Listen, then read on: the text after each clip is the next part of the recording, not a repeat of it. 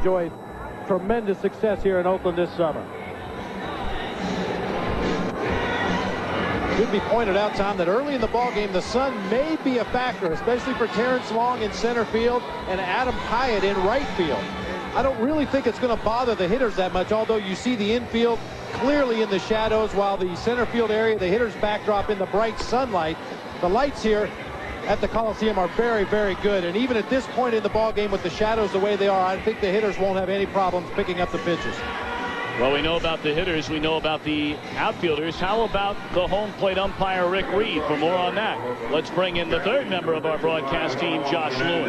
It's an excellent question, Tom. I talked to home plate umpire Rick Reed just before the game. He says the glare is absolutely an issue for the home plate umpire. Keep in mind, these umpires are working on a short night just like the players. They got up at 5 a.m. Eastern time to catch a 7 a.m. flight to get out of here. They're on 5 hours sleep and fighting the glare just like the A's and Yankees. Josh, thank you. Great to have you with us once again. Josh Lewin working on little sleep. He's been hanging out in New York as well. This broadcast also available in Spanish by utilizing the SAP button on your television. Chuck Knobloch, a 32-year-old four-time All-Star, native of Houston, Texas. Got the start in game one, went 1 for 4, and he begins game 2 with a line drive base hit right field. So just like that, Knobloch able to give him something out of the DH spot. It's only been a 133 average out of that position the first 4 games of the series. That's why Joe Torre reinserted Knobloch into that lineup. He is the spark plug at the top of this Yankees order. When he gets on base, things happen. It opens up holes for the remainder of this Yankees lineup. Of course, Knobloch involved in the midst of a controversy, did not take ground balls back in New York. And, you know, when you don't tie your shoes right in New York, it suddenly becomes a controversy. Knobloch said, I'm not playing. You know, why should I go out there and, you know, risk further injury to my elbow? But he's in there offensively tonight and gets the Yankees off to a good start. Now Derek Jeter, a .339 hitter during the regular season, 15 homers, 73 knocked in. They'll keep an eye on Knobloch, who stole 15 bases during the regular season.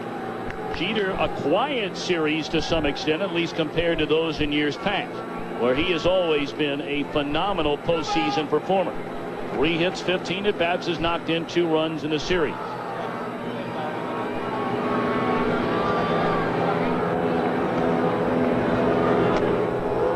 Shows bunt and takes up an in. 0-1. Heredia, 34 years old, a native of Nogales, Arizona, originally drafted by the Giants out of the University of Arizona. 2 years later was loaned to the Mexican League. 3 years later claimed on waivers by Montreal, was there for 4 years, released by Texas, released by the Cubs. And again Jeter shows bunt, and again it's called a ball. 2-0. But then the A's decided, after Matt Stairs had played with Heredia in the Mexican League 3 years ago, Stairs told Art Howe and general manager Billy Beane, hey, this guy can still pitch. Stairs and Heredia played together in Montreal. They signed him to a minor league deal. Won 13 games last year, 15 this year.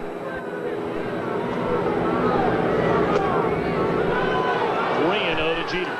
Now, Heredia is not the type of pitcher that would immediately impress a scout. He doesn't throw overly hard. His breaking ball is not that crisp. He's a crafty veteran out there on the mound. We talked about his control will determine the length of his evening tonight. 3-1 to Jeter, still showing bunt. Do you think he means it?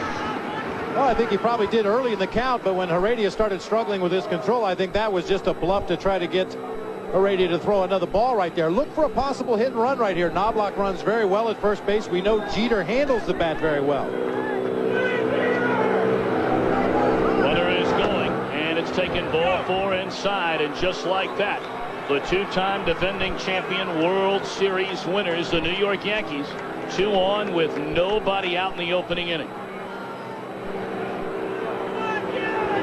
The batter, number 21. You know, you talk to managers before a big game in the postseason, and almost to a man, they all say they're not going to do anything differently than they've done all year long. They're going to stick with the game plan that got them into the postseason, but I really had the feeling, just reading between the lines for both of these managers, that they may play for a run early in the ball game, knowing the importance of this game. Paul O'Neill, 2 hits and 14 at-bats in a series. He has bounced into 2 double plays in a series. Ball 1 away.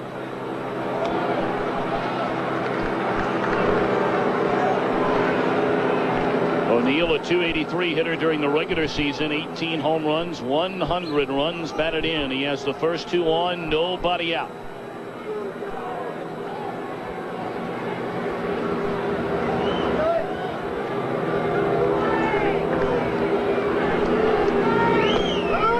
On the outside corner to the east, 1 ball, 1 strike on Paul O'Neill.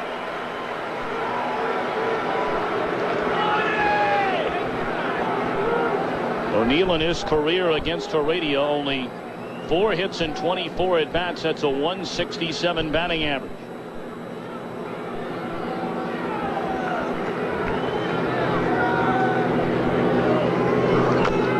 High chopper off the plate. Tejada has to wait and has no throw. An infield hit for O'Neill, and the Yankees have the bases loaded with nobody out.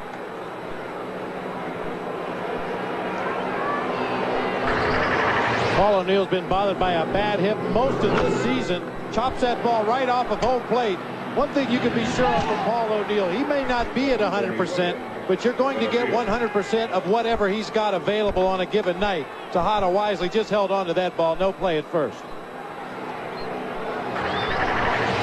Now they're loaded for Bernie Williams.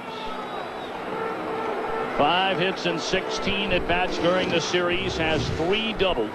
A .307 hitter during the regular season. 31 home runs, 121 runs batted in.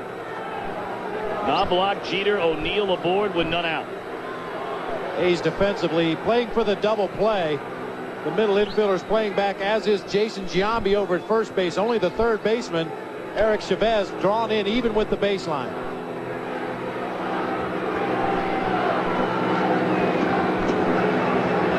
Time you mentioned the Oakland Raiders playing this afternoon just across the bay. Of course, they play their home games here on this field, and it is a mess. A lot of patched areas on this field, a lot of areas where the temporary football bleachers come out onto the field to play. A lot of bad hops on this field right now. 0-1 to Bernie Williams. You saw the numbers in Williams' career, 9 grand slams. This season, 9 hits and 13 at-bats with the bases loaded. A .692 average with 2 grand slams. But outstanding numbers for Heredia in these situations. Something's got to give. Sooner or later.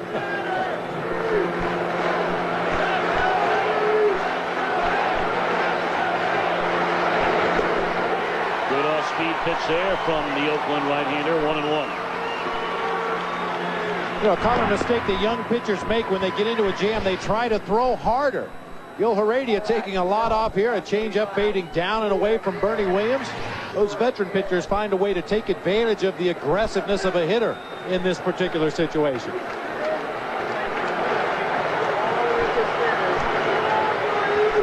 Bases loaded, nobody out. 1-1 pitch. Lined into right field. Caught by Pyatt. Tagging and scoring is Knobloch. A sac fly run batted in for Bernie Williams, and the Yankees have a 1-0 lead.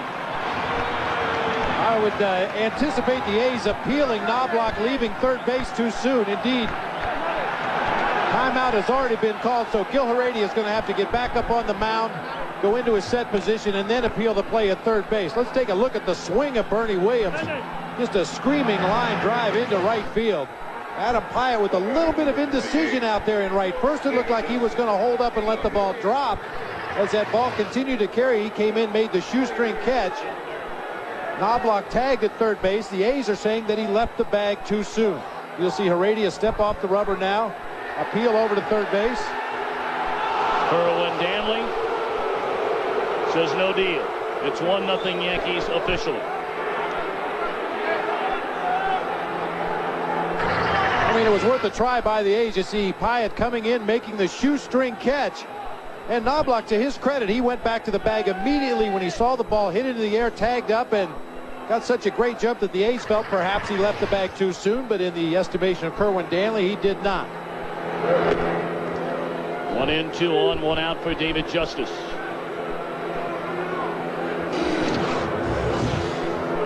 .286 hitter during the season with Cleveland and the Yankees, a career high 41 home runs, 118 knocked in.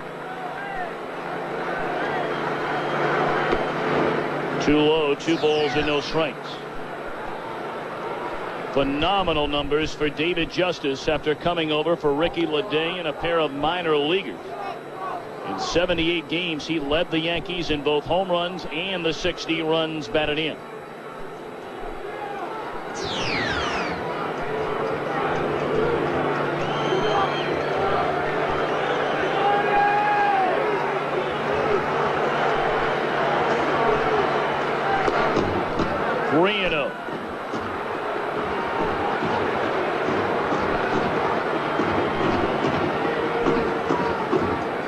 Art Howe told us before the game, more than likely if Heredia ran into any trouble early on, they'd look for Kevin Appier to get warmed up.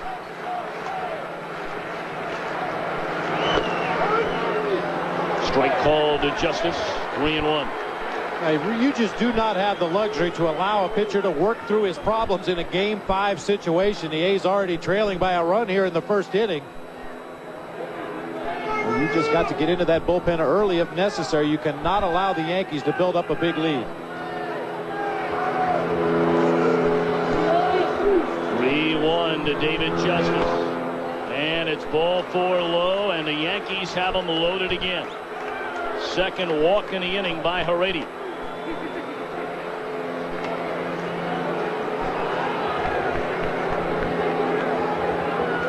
Rick Peterson, the Oakland pitching coach, will come out for a visit.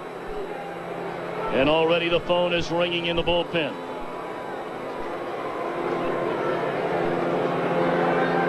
Rick Peterson used a golf analogy when referring to Gil Heredia. His teammates call him Dr. Gil.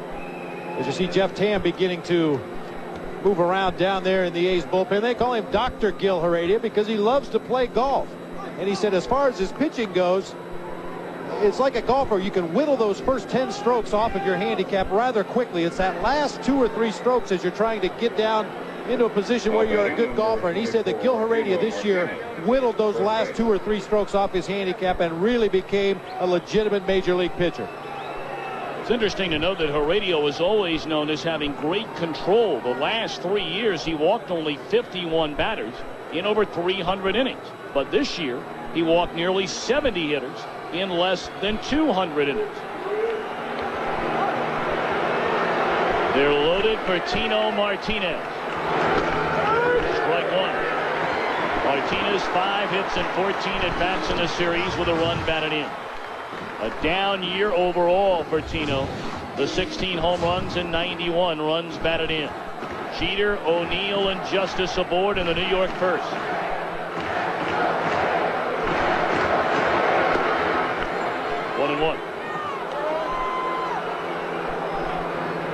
You know, Tom, that high base on balls total for Gil Heredia doesn't necessarily mean that he lost his control. If anything, maybe it means that his control is better than ever, and he's pitching around certain guys in the lineup, pitching to game situations, and willing to give up a base on balls if it means it sets up a better situation going after the next hitter. Grounded foul. Heredia in front of Tino at 1 ball and 2 strikes. Now, good control doesn't necessarily mean you throw a strike on every pitch. It means you can throw every pitch wherever you want to, and sometimes that's out of the strike zone.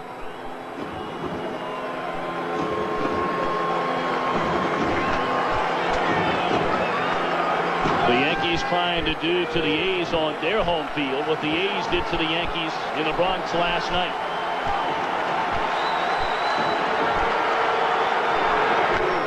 High fly ball into right center field. Terrence long drifting. He can't get it. It's off the wall. Jeter scores. O'Neill being waved around. Here comes Bernie Williams. A 3-run double by Tino Martinez, and the Yankees in front 4-0.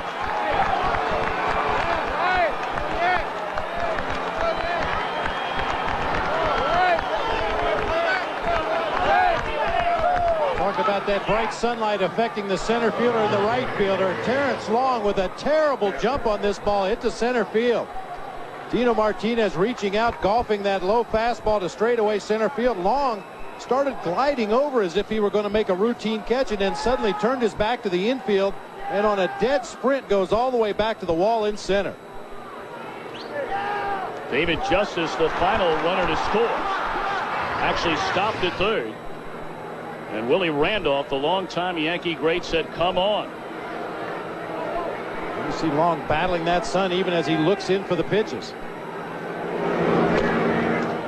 Ball one low and away to Jorge Posada. As Tam continues to crank it up, and Andy Pettitte, a very long and enjoyable top half of the first inning, will go back down to the Yankee pen. Now, this is one time a starting pitcher doesn't mind going to the bullpen to throw a few warm-up pitches when your team is having an extended first inning of the game. A liner off of Heredia, and that'll be an infield hit by Posada.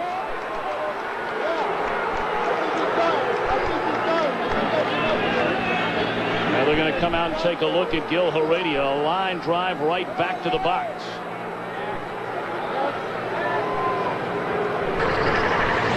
Now Larry Davis, the head trainer, having a look at Gil Heredia. The pitch out over the plate, line back through the box. Looked like it hit him on the right leg, the right knee area somewhere. It's that split finger out over the plate. Got him on the outside of the right thigh. So that's going to do it for Gil Heredia. He's given up 4 runs here in the top of the first. Jeff Tam will take over from the A's bullpen. A very short Game 5 outing by Gil Heredia. He lasts a third of an inning, allows 4 hits, walks 2 so far, has given up 4 runs. And he'll give way to right-hander Jeff Tam, who had a terrific season for Art Howe. Tam tied for third in the American League among relievers with his 2.63 earned run average. Also appeared in 72 games, which was tied for 7th in the American League. This guy was a non-roster invitee to spring training. Did such a great job for the A's. They signed him to a contract, and he's been one of their most used relievers this season.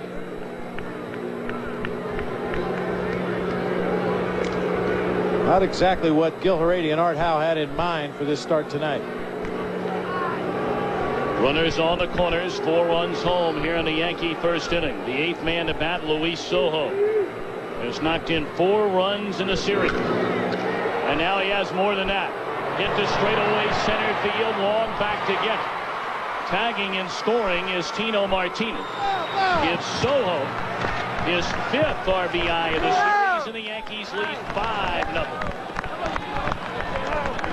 They have played like the 2-time defending world champions in the top half of this Game 5 so far. And Terrence Long out there in center field once again. We mentioned the sun might not be a problem for the hitters. It's definitely a problem for the center fielders. Long started to come in on that ball, much like he did on the Tino Martinez double. This time he was able to retreat and make the play. Now Scott Brosius, and he looks at a strike.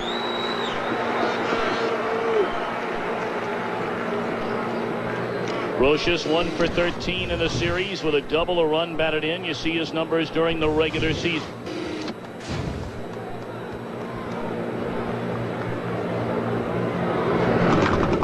Lined into center field, a base hit for Brosius. Posada advancing on to second. That is the 5th hit in the inning by the Yankees.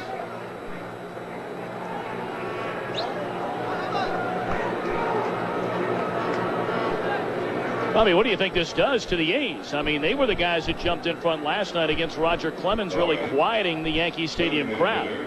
And here the Yanks throw a 5 spot on the board in the top of the first in Oakland. Well, I think this is where this young A's ball club is really going to look to Jason Giambi on the field, also to the very calming influence of their manager, Art Howe. We were here just a couple of weeks ago, and we saw this A's ball club put 23 runs on the board. They know what they're capable of doing. But falling behind the defending world champions 5-0 in the first probably has them a little bit rattled right now. That one nearly thrown by the pitcher Tam into center field.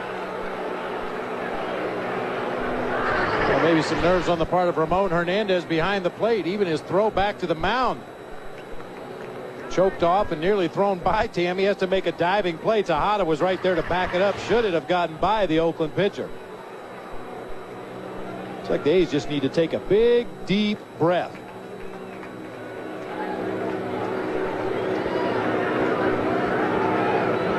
Knobloch started what has been a 5-run first inning with a single into right. This one into short right and falls in front of Pyatt, a base hit. Rounding third and scoring is Posada, and Knobloch inserted back into the Yankees starting lineup. His second hit in the first inning. It is 6-0 New York. Wow. Knobloch with that picture-perfect inside-out swing, driving that ball to the opposite field. Once again, some indecision on the part of Adam Pyatt. He started in initially as if he were going to try to make another shoestring catch. Slammed on the brakes, played that ball on a hop, and nowhere near in time to get Posada at home plate. And the thing is, the longer the A's stay out there on defense and the longer the Yankees hit, the further those shadows are going to move across the field. By the time the Yankees take the field, they won't have to deal with that bright sunlight out in the outfield. Now Jeter, who walked and scored in the inning, taking off and going to second. They'll throw through, and it's not in time. Give Knobloch the stolen base.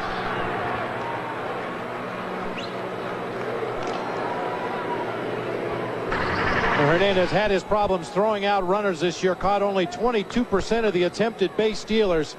Knobloch with just an uninhibited jump over there at first base. Tam paying very little attention to him. The head first slide in well ahead of any attempted tag. That's the first stolen base of the series for the Yankees. Runners at second and third for Jeter. And a fly ball in the right center field. Pyatt waits, and the inning is over.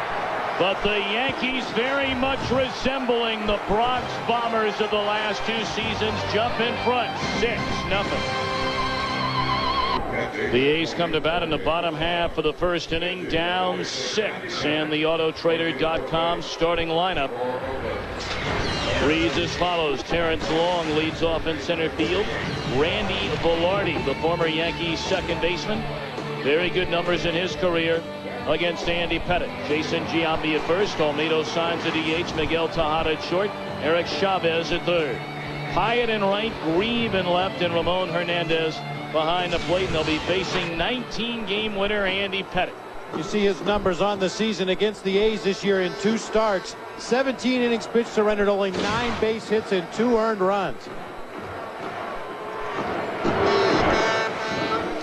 Long looks at a strike on the outside corner. Remember now, these Athletics, 3rd in the American League in runs, 2nd in the league in home runs. They drew the 2nd most walks.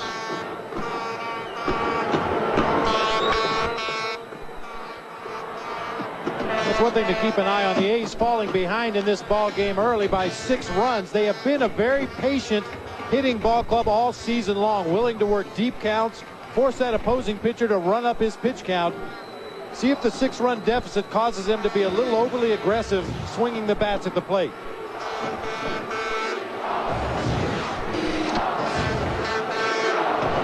Oh, 2-1. And a bouncing ball, weakly hit to the right side. Soho's got it.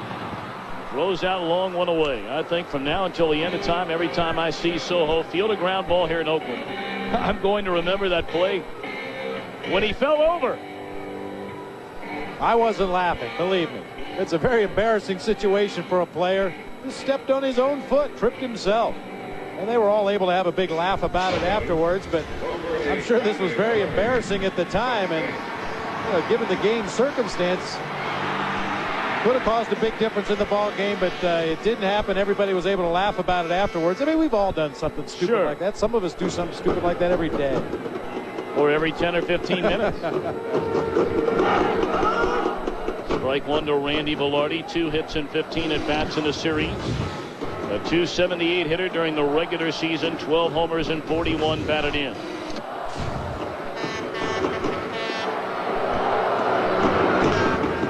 Fastball away. 1-1 to Velarde. We've heard of infielders having quick feet. I think in that particular instance, Soho had 1 quick foot and 1 very slow foot. And the slow one got in the way of the quick one. Or as my granddad used to say, you dance like you have 2 left feet. Here's the 1-1. Breaking ball misses inside.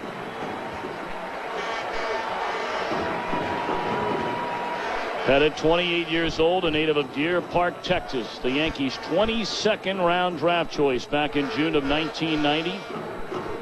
He chose to go to college and signed just days before the draft the following year, which meant if the Yankees didn't sign him, he would have gone back into the draft and somebody else could have taken him. They're glad they've got him.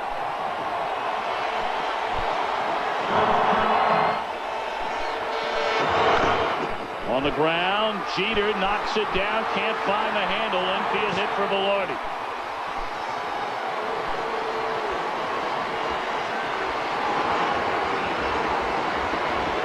That ball appeared to take an odd hop as it went back up the middle of the field. Velarde hit the ball very hard.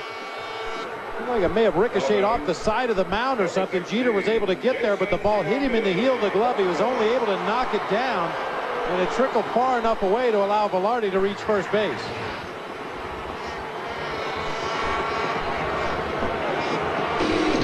Now the MVP candidate, Jason Giambi. .333 hitter during the season, 43 home runs, 137 knocked in. He's down a strike. Giambi 3 for 10 in the series, but has not driven in a run. He's been walked 7 times.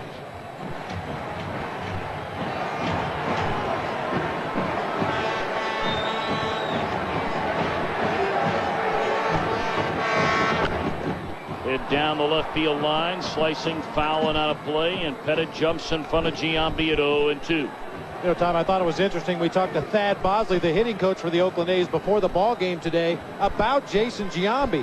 You see this guy, he's an imposing figure, 6'5", 235 pounds at the plate. And he said, but this guy has the quickest swing on this Oakland A's ball club. Not what you would expect from a big slugger. He can wait on the ball, allow it to get very near the hitting zone before he unleashes that lightning quick swing. Check swing, did he go? Yes, he did. Giambi has gone on strikes. 2 away in the inning.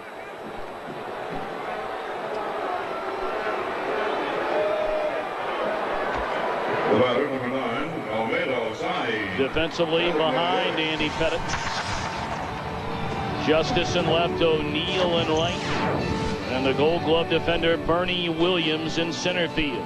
Brocious, Jeter, Soho, Tino Martinez third to first, a battery of Pettit and Posada. Not a typical Jason Giambi at bat right there. Of course, Andy Pettit can do that to the best of hitters. Olmedo signs a 3-run home run off Roger Clemens in the opening inning last night in the Bronx. Just a great deal of playing time this season due to a strained left hamstring. And he looks at a breaking ball, a strike, 1-1.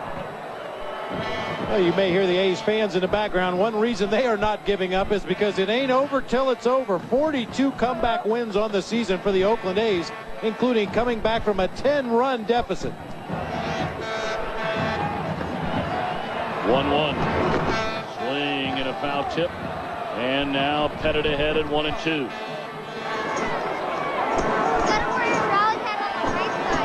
We've done games here throughout the course of the summer, Tom, and we've commented that it always feels like a college football game. They got the drummers out there in left field banging away. They've got cheers and chants for every player on this A's roster. There haven't been a lot of fans here at the Coliseum this year, but the ones that have come out have really been into the ball game. Fouled away, still 1-2.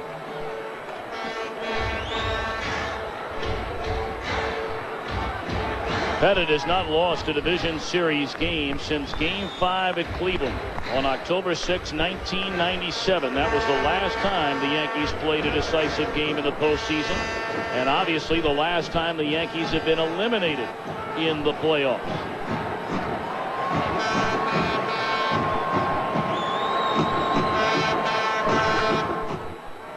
In the air, short right center, backpedaling Soho, looking for help, and it drops.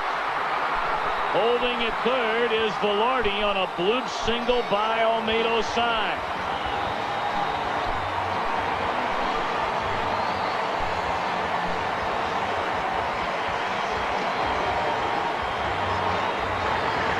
Well, throughout the latter half of the season, Paul O'Neill has been forced to play extremely deep in right field.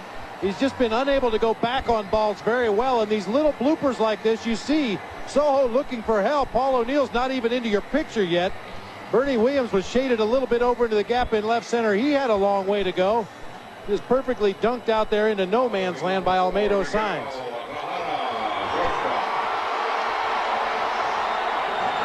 It keeps the inning alive for Miguel Tejada. 4 of 15 in the series with a run batted in. He has a pair of doubles, 30 home runs during the regular season, and 115 batted in.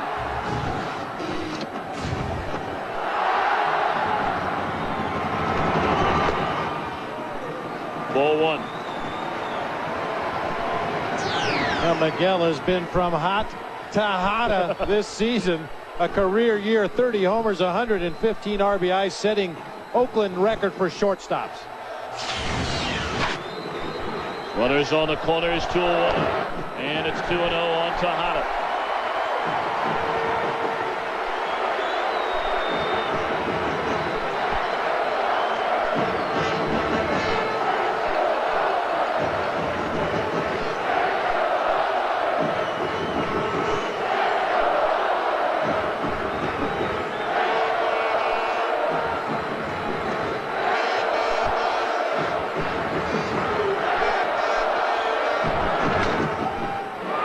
Ball, Soho charges. He'll throw to first, and that'll end the inning.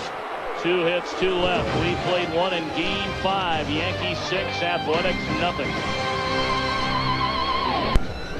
Yankees lead 6-0 as we go to the top of the second, and already the third pitcher employed by Art Howe, his Game 2 starter and loser, Kevin Appier. In Game 2, he went 6 1/3, gave up 6 hits and 3 earned runs. He walked 5 batters in that ball game. You see 102 walks on the season in 195 in a third innings pitch. The Yankees came out very aggressively against Gil Heredia, a control pitcher. See if they show a little more patience against Kevin Appier. This is his first relief appearance since May 18, 1991 as a member of the Kansas City Royals. O'Neill taking a hack at the first pitch up in the strike zone, and he's behind 0-1. O'Neill came to the plate with 2 on and nobody out in the first inning and hammered one off the plate that went out beyond the pitcher's mound for an infield hit.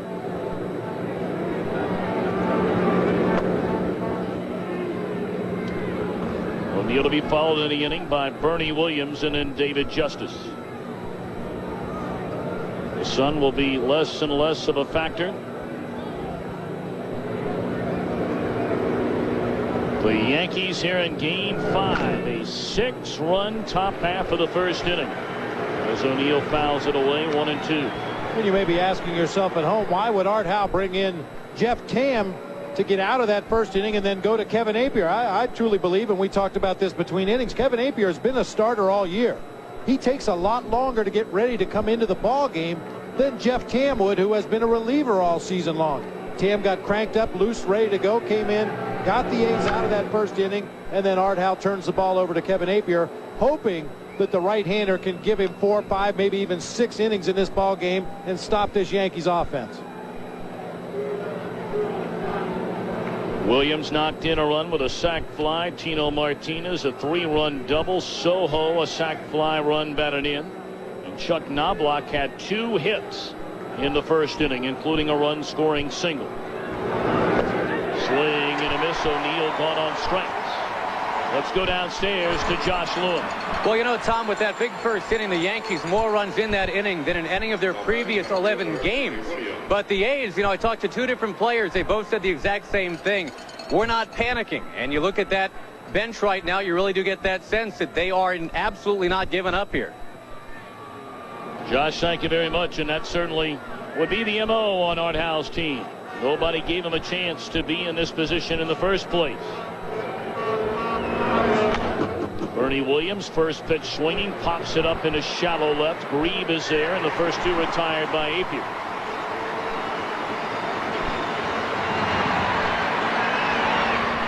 And so far, the Yankees not showing any patience whatsoever against Kevin Appier, attacking the first pitch they see. Paul O'Neill swung at the first pitch. Bernie Williams swings at the first pitch. Left fielder David Of course, with a 6-run lead, you have that luxury of going to the plate and being a little more aggressive than you normally would. Had Apier been the starter in this game, the Yankees probably would have tried to draw a couple of walks, set the stage for a big inning. They've already had a big inning in this ball game.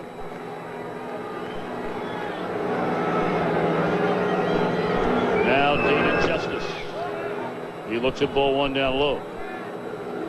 Justice walked and scored in the 6-run opening inning.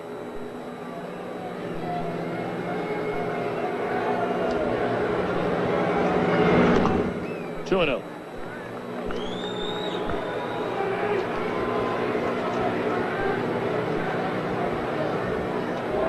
Justice, the 34-year-old native of Cincinnati, has made the most postseason plate appearances in postseason history as it goes to 3-0.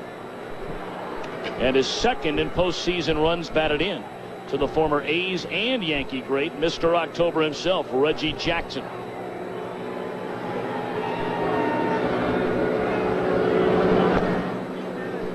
And Justice walks on 4 straight.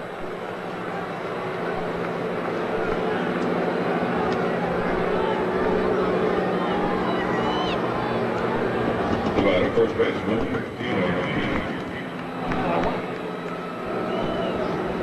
Tino Martinez, a 3-run double to straightaway center field in the first inning.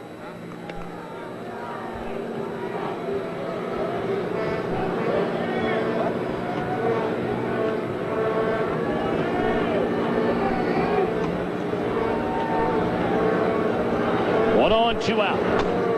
And a fastball is up and in. They hit that ball to dead center field over the head of Terrence Long, who initially misjudged the ball, went all the way to the wall in center field. Now that the sun is not as much of a factor, Long still playing very shallow out there in center field, but should be able to get a better jump should Martinez hit a similar ball in this at bat. Foul out of play, third base side, even accounted 1-1.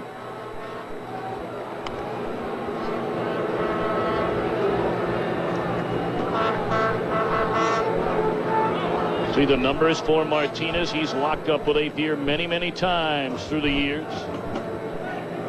Chris Chambliss, former Yankee great and without a doubt a future big league manager.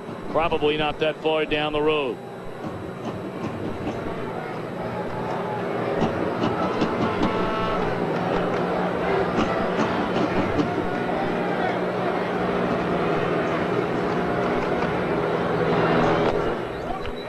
Breaking ball missed, low and away. 2-1 to Martinez.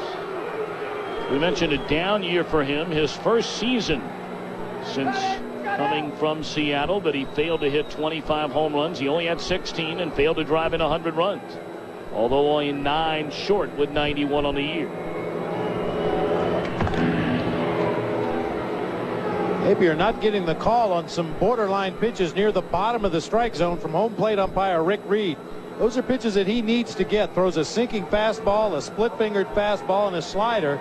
And Apier likes to work down around the knees, try to get ground balls from opposing hitters. If he's not going to get that call, that'll force him to bring the ball up in the strike zone. Which he does, and it's whacked into right field, a base hit by Tino Martinez. His second hit of the game, his 7th in the series.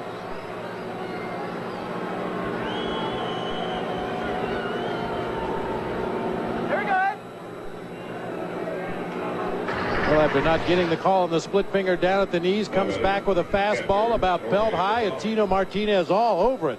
Second ball that he's hit right on the button in this ball game in 2 at-bats.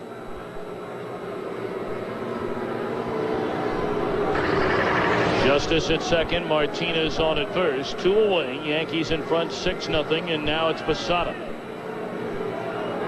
He hit that one hopper off the leg of Heredia, knocking him out of the game in the first.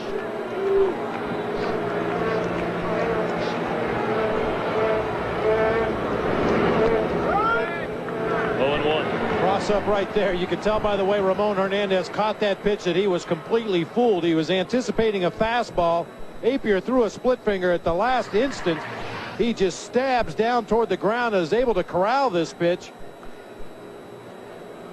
Hernandez clearly fooled, as was Jorge Posada at the plate. Actually, that was a slider. I stand corrected.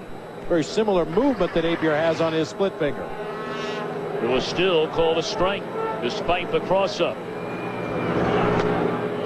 Fastball up and in, even a count. Left-handers have had much better success against Kevin Napier on the season. He doesn't throw as many sliders to the left-handed hitters as he does to the righties, although we saw him start Posada with a slider in this sequence. Justice and Martinez aboard. And it's under the knees. 2 balls and a strike on Posada.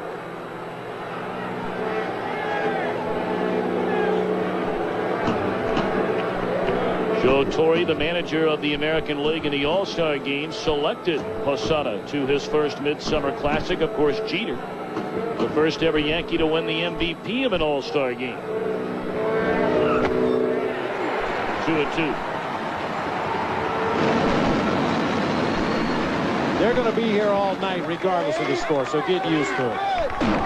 That fella's wearing 2 gloves tonight. When we were here a couple of weeks ago, he had 1 glove and went bareback on the other hand. What's changed? That's postseason. He probably got new gloves from the glove company. Yeah.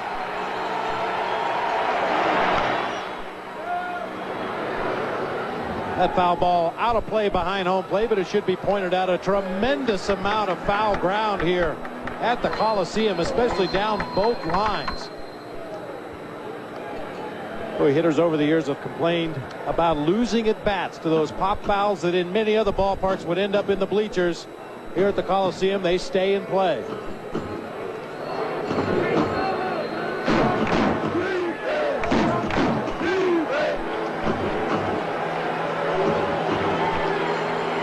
Very good numbers for the Yankee catcher against Kevin Napier. He has 2 on with 2 out. Struck him out, and that'll end the inning. A hit, 2 left, middle of the second in Oakland, 6-0 New York.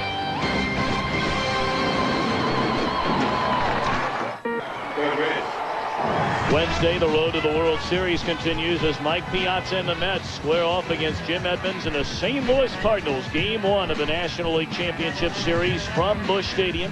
Coverage begins Wednesday, 8 Eastern, 5 Pacific, right here on Fox. Congratulations to the New York Mets, and you know, back in the Big Apple, they are hoping that the Yankees can come through tonight and keep those hopes alive for the Subway Series. Boy, a double clinch in one day. How would that be for New York baseball fans? Long way to go, however, here in Oakland. Yankees in front 6-0 as Chavez rolls it foul. He's behind Andy Pettit at 0-2. And congratulations to Bobby Valentine and the Mets, as well as Dusty Baker and the Giants.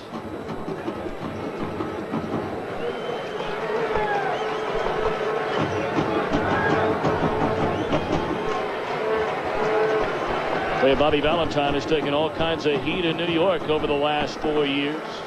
He's the first manager ever in that franchise's history to lead him to back-to-back postseason appearances as Chavez has gone on strikes. Second of the game by Andy Pettit.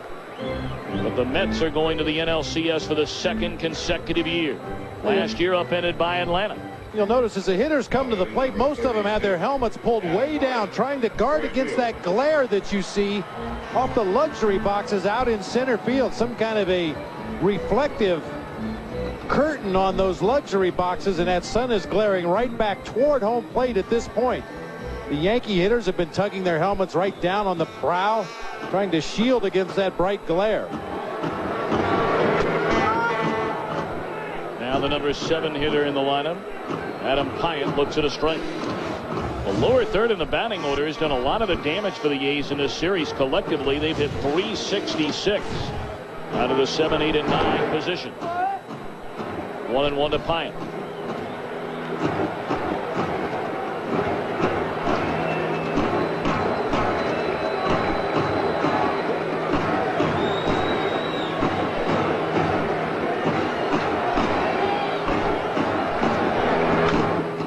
Slap foul.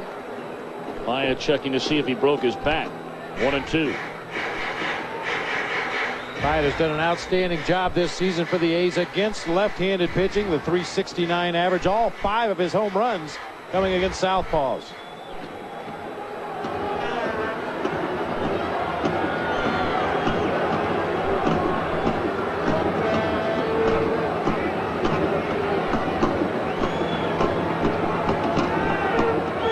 Here's a 1-2. Pyatt stays alive by fouling it off.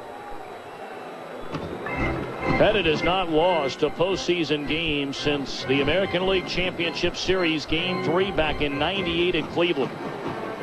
Since then, he's gone 3-0 in 4 starts. Del Duque, another clutch performance for the Yankees in Game 3 in the Bronx.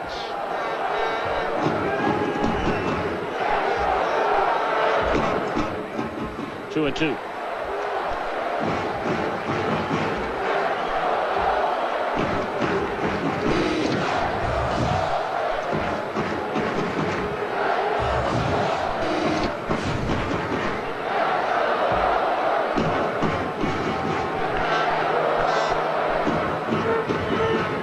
Even pitch from Pettit, and it's lined into center field, a base hit by Pyatt. The third Oakland hit. They only had 5 hits in 7 2/3 innings against Andy Pettit in Game 2.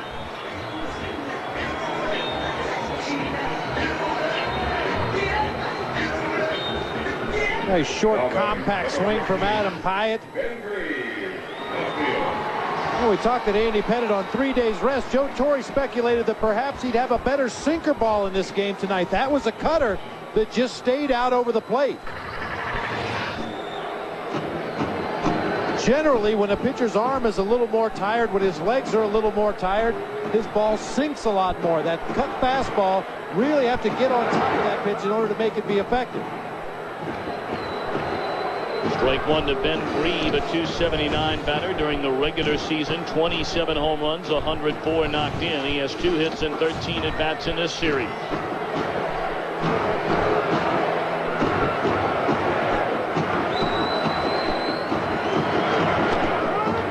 Fastball paints the outside corner. It's 0-2.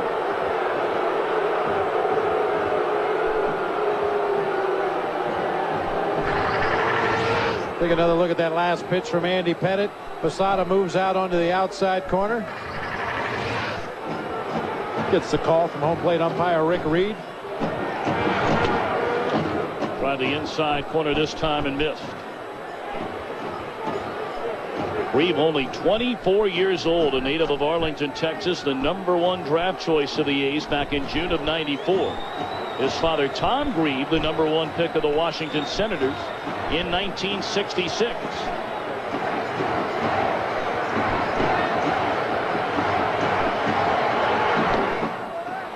Two and two. It should be pointed out that Grieve led the planet this year, grounding into double plays. 32 times he grounded into double plays this year, partly because of a lack of speed and also because he takes a little while to unwind after putting the ball in play.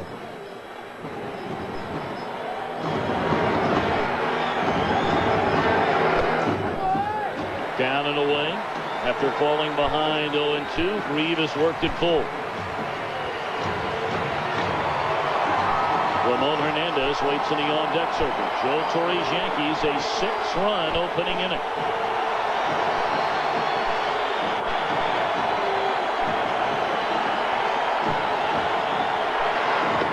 Struck him out. Third of the game by Pettit. 2 away in the inning. That's something else Ben Grieve did a lot of during the regular season. 130 times he struck out. This time Pettit comes with the tailing, sinking fastball on the inside corner, tails it down and inside. Grieve swings right over the top of that pitch.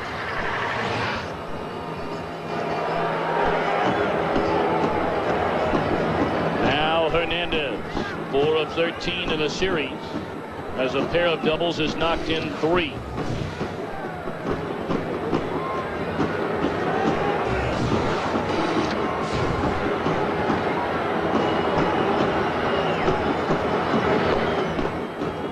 Too low for ball 1.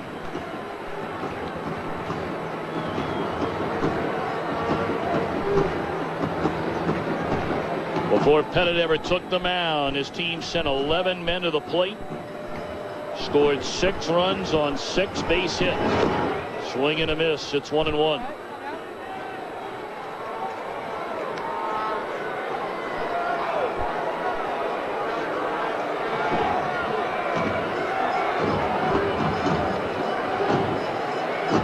Roger Clemens fell behind 3-0 in the opening inning last night. And there's one off the mound into center field. A base hit by Hernandez. Advancing on to second is Pyatt. Well, the A's with a pair of hits in the first inning. They have 2 hits here in the second inning. And they're looking for that blow to get them on the board and trying to get back into this game.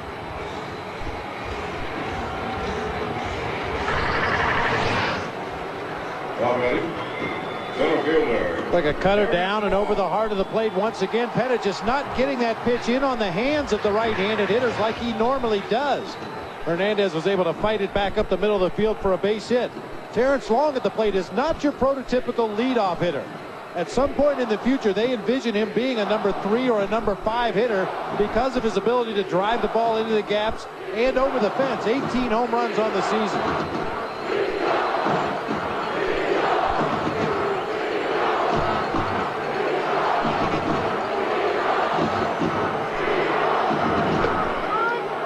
Right down the middle, 0-1. Long had 18 home runs during the regular season. Only 1 came against a left-hander.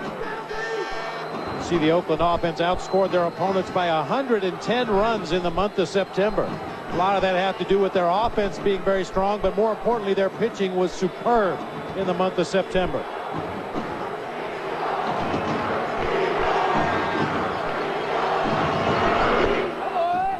Blown away, 1-1 to Long.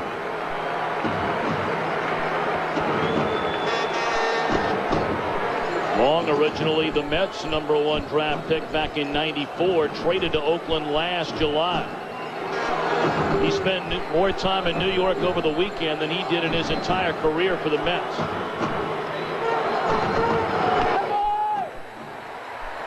Certainly Terrence Long will get his share of votes for the American League Rookie of the Year, leading in RBIs, hits, runs, doubles, second in average, second in home runs. He has been an adventure from time to time out in center field. He's made 10 errors on the season. We saw him misread a couple of fly balls earlier in this game.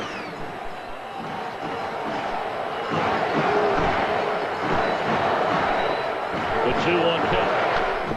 Fouled off. Count even now at 2-2.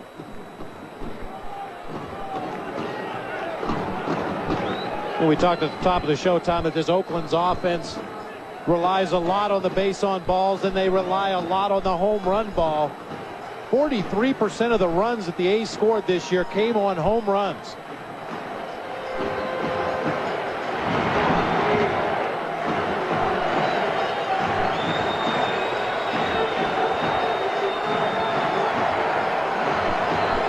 They have 4 hits tonight, and all 4 hits have been singles.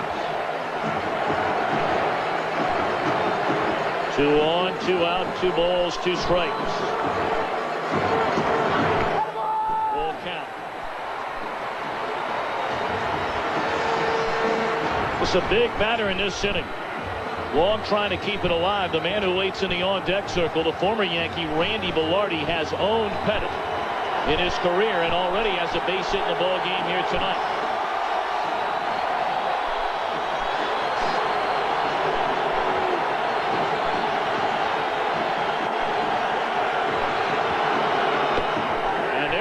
For Velarde.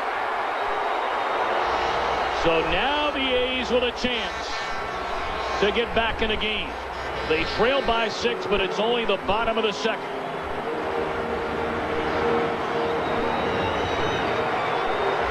Now batting, second baseman Randy Velarde.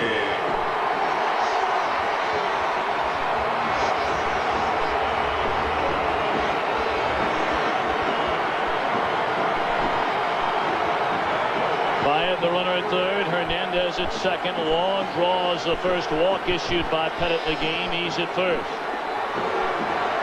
And here's Velarde. Breaking ball inside.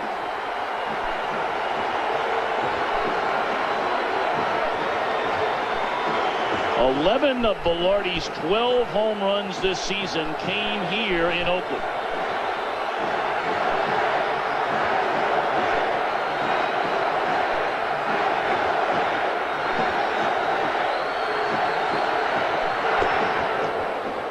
Good off-speed pitch right there by Pettit. Had Velarde way out in front, of ball a strike. back-to-back breaking balls. See the numbers with runners in scoring position for the Oakland Athletics in game 1 and 4. Very good. Games 2 and 3, not so good.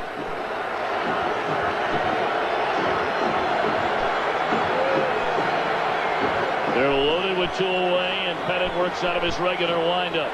Here's the 1-1. Check swing. Did he go? They appeal to first. And yes, says Doug Eddings.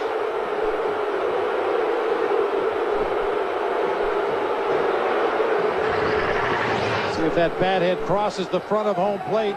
Indeed it does. Velarde with strong wrist tries to snap it back, but fooled once again on the 3rd consecutive breaking ball from Andy Pettit. Missed with the first one. Comes back with 2 consecutive strikes. Has Velarde in the hole, 1 and 2 now. The A's set a major league record with 14 grand slams this season.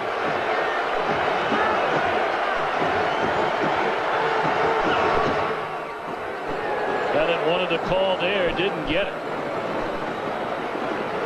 Well, that's a pitch that we saw Kevin Appier wanting in the last half inning. Rick Reed is just not going to call that pitch down at the bottom of the knees caps.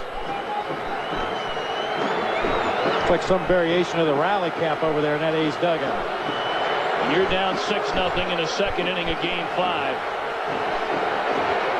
Find every trick you've got.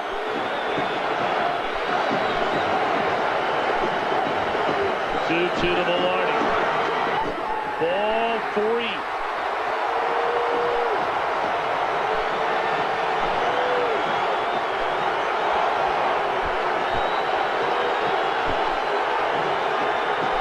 Well, you figure Velarde's going to get something to hit. I mean, you may say that's obvious at 3 and 2, but Pettit knows who's waiting in the on-deck circle should this inning stay alive. Yeah, that is definitely protection in the lineup, having Jason Giambi standing over in that on-deck circle. Velarde figures to get a good pitch to hit right here.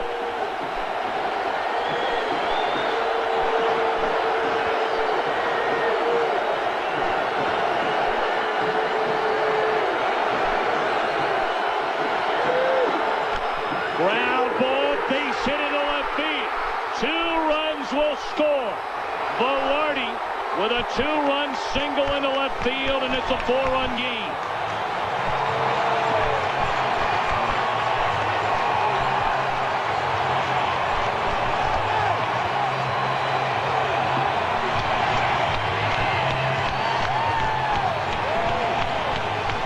I don't know what comes first, Tom, the confidence or the success, but whatever. Randy Velarde has had success against Andy Pettit in his career. Appeared to be another cut fastball that just did not get inside on Randy Velarde. He's able to drive it through the left side of the infield for a base hit.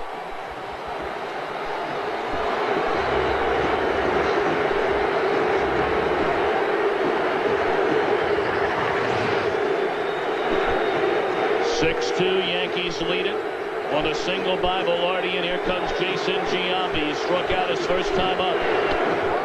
Breaking ball is high. And every time Jason Giambi steps to the plate, that chant of MVP goes up from the crowd here at the Coliseum.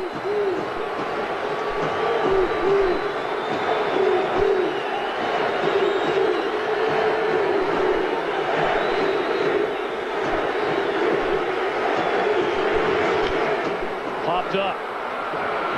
The shortstop Jeter is there, and the inning is over. The A's get 2. We're back after this word from your local Fox station.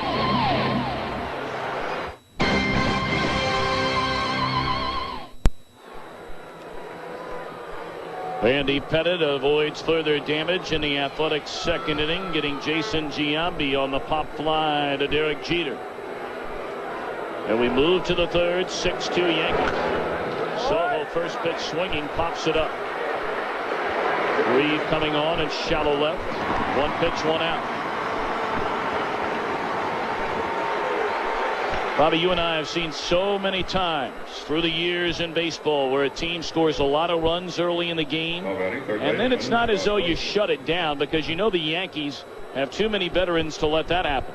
But they scored half as many runs in the first inning as they had scored in the first 4 games of this series. And you know sooner or later Oakland will have another threat or 2 before the night is over. Certainly it would be understandable if the Yankees had a feeling of confidence or even perhaps overconfidence at this point, the way they jumped on the A's in this ball game, having their best big game pitcher Andy Pettitte on the mound. But you're right, we have seen it happen many, many times. You certainly wouldn't anticipate it from a team as professional as the New York Yankees. Into center field, a base hit by Brocious, his second hit in as many at-bats.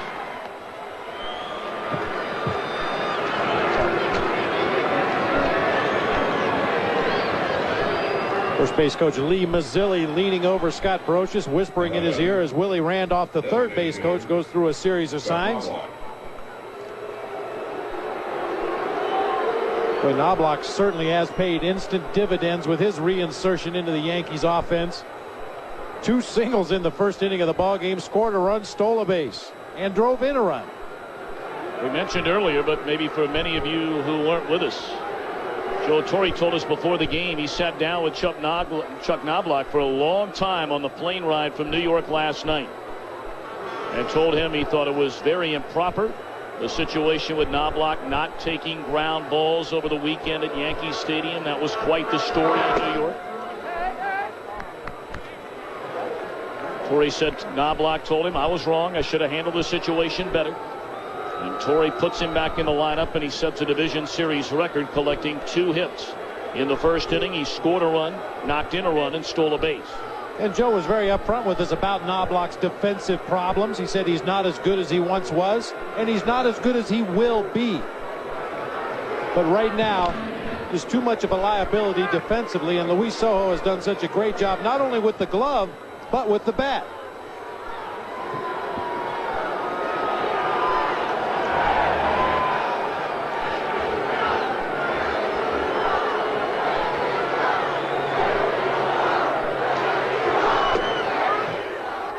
Outside edge, a called strike, 1-1 to Knobloch.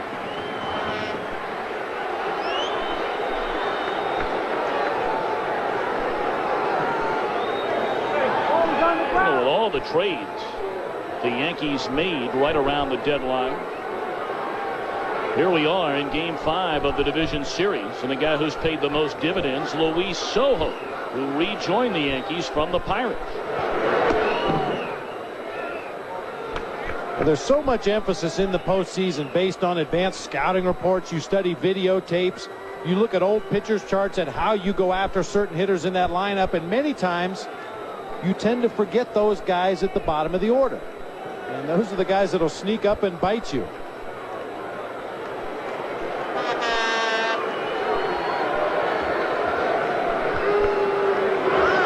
Runner goes, and it's popped up. A lot of foul ground as we go through, and plenty of that for Chavez. 2 away, and Brocious back to first base.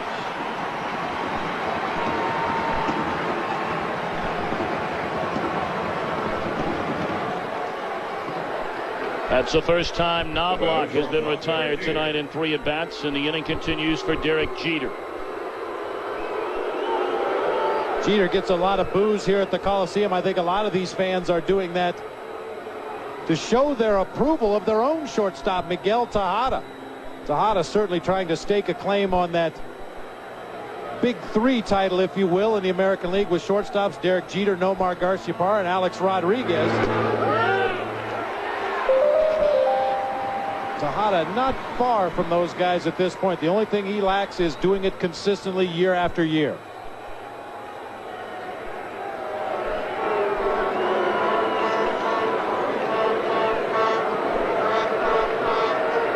Over the last 2 years, Tejada's hit 51 home runs, knocked in 199. Jeter 39 home runs. He's driven in 175. A bullet right at his counterpart, and it rolls into left center field. Making the turn, advancing on to third is Brocious. Hard hit ball. We'll see how they score that. That ball just ate up Tejada at short. It's a base hit. Just an absolute screamer hit right at the ankles, and Miguel Tejada backs up, tries to play it on the big hop.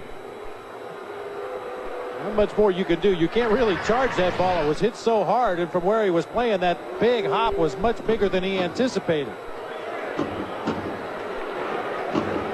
Jeter, his first hit of the ball game, just his fourth in the series. And here's O'Neill with runners on the corners and 2 away. The Yankees leading 6-2.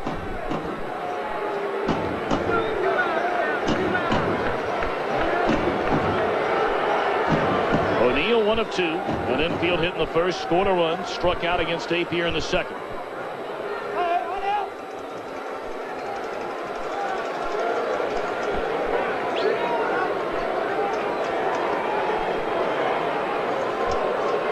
Brocious at third. Jeter over at first.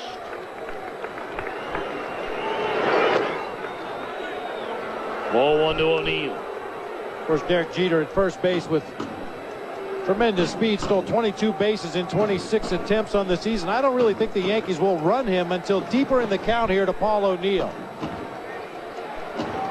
With Jason Giambi holding on Derek Jeter over there, it gives O'Neill a huge hole on the right side of the infield.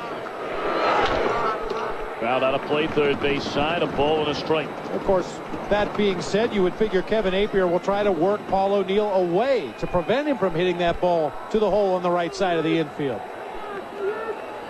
There you see with Giambi holding the runner, big hole on that right side of the infield, so Kevin Apier will try to work the outside corner and get O'Neill to hit the ball that direction.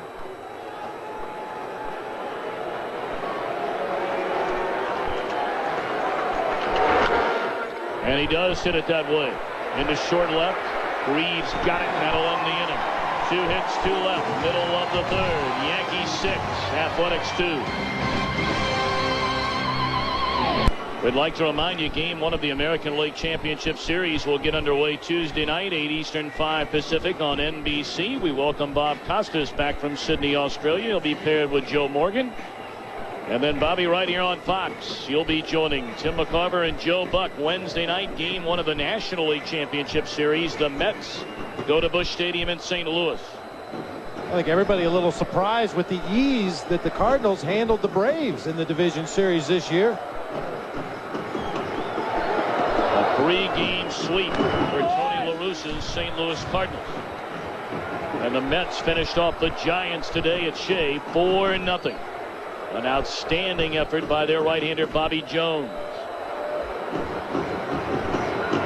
Here at 6-2 Yankees, Almedo signs to lead things off, and a fastball is on the outside corner.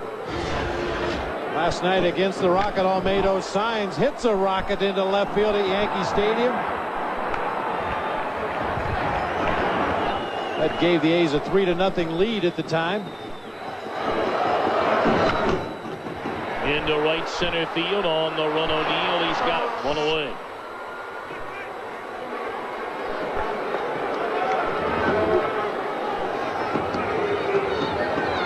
We mentioned the A's this season have scored as many as 10 runs in an inning. The biggest deficit they have overcome came on June the 19th against Baltimore right here at the Coliseum. The Orioles led 8-1 after 2 innings, a 7-run spread. Then the A's went to work and beat Baltimore 13-12. Of course, that's Baltimore.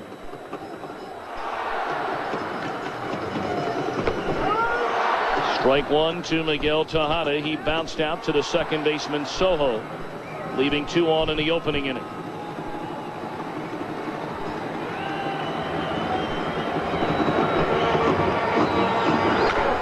Into center field, a base hit.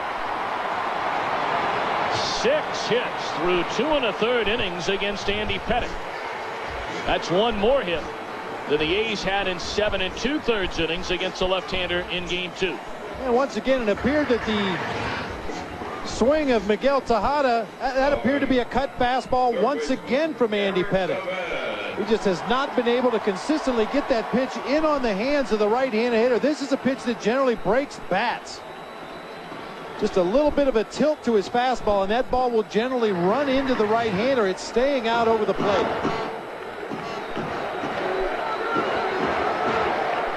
Obviously, that's a pitch that's been so good for him over the years and throughout the course of the regular season this year.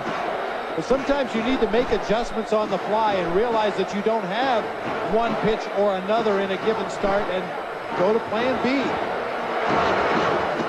Breaking ball and a beauty to Chavez is a strike. Chavez only hit 197 against left-handed pitching this season, which ranked last in the American League.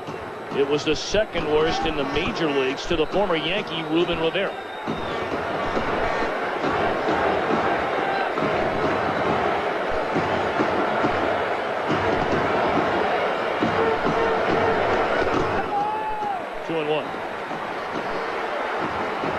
You may have noticed on that last replay we showed you, we'll show it again. Watch Andy Pettit's left elbow. If there's any doubt in your mind that the human body was not meant to throw a baseball overhand, look at his left elbow as he delivers the ball. That loose skin around the elbow puckering up as he delivers the ball to home plate, that's not natural. Lined into left center field, it'll fall and go to the wall.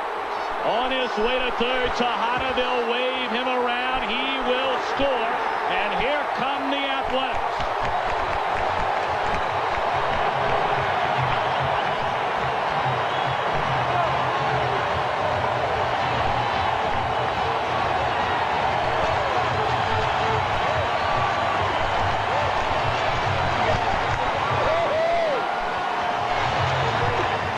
Chavez's problems with left-handed pitchers this year. This is what you need to do when you face a tough lefty. Go to the opposite field. Don't even think you're going to try to pull the ball. Hit the ball to the big part of the ballpark. This time Chavez finds the gap in left center. Great speed on the bases by Miguel Tejada. Gave third base coach Ron Washington the opportunity to wave him on home. The throw back to the infield sailed over Derek Jeter, the first cutoff man. Luis Sojo got the ball, but it was too late to relay it to home plate. Billy Connor, the acting pitching coach for the Yankees in place of Mel Stottlemyre. We certainly send our thoughts and prayers to him undergoing that stem cell transplant. Good man, Mel Stottlemyre. And his son Todd Stottlemyre. Quite a guy and quite a competitor as well. That old saying, the fruit doesn't fall far from the tree, certainly holds true in the case of the Stottlemyres. Todd battling through his own injuries. Joe Torre told us everybody on his pitching staff available tonight with the exception of last night's starter Roger Clemens. Now Pyatt, who singled into center field an inning ago. High fly ball. Hit it off the end of the bat into short left center field. And Justice makes a catch for the second out. But clearly there is something missing, and you pointed out already the cut fastball and the location of Pettit. His team gave him a 6-0 lead. That has since been sliced in half. And the A's in 2 2/3 innings have 7 hits against him. Well, Joe Torre told us before the ball game that he anticipated that Pettit would have to go to the sinker more in this game rather than the cut fastball. Every time Andy Pettit has tried to cut that fastball in on the hands of the right-handers, it stayed out over the plate. Gorgeous breaking ball there from Pettit for a called strike. I mean, you have to have a plan B. As a pitcher and a catcher, you know what's been successful for you all season long, but there will be those given starts where you don't have one or two of your best pitches, and you have to have a plan B to go to. Swing and a miss by Grieve, and Pettit in front 0-2. Pettit struck him out an inning ago. 27 teams this season have come back from a 6 or more run deficit to win a ball game.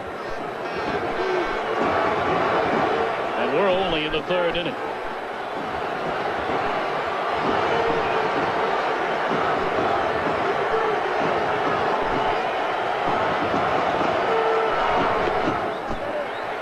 One and two on Grieve.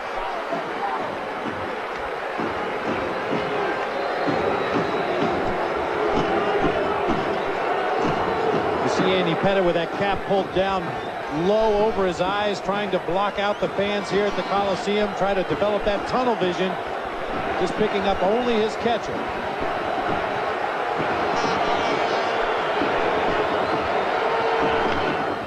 On the ground, foul. It'll stay 1-2 to Ben Grieve.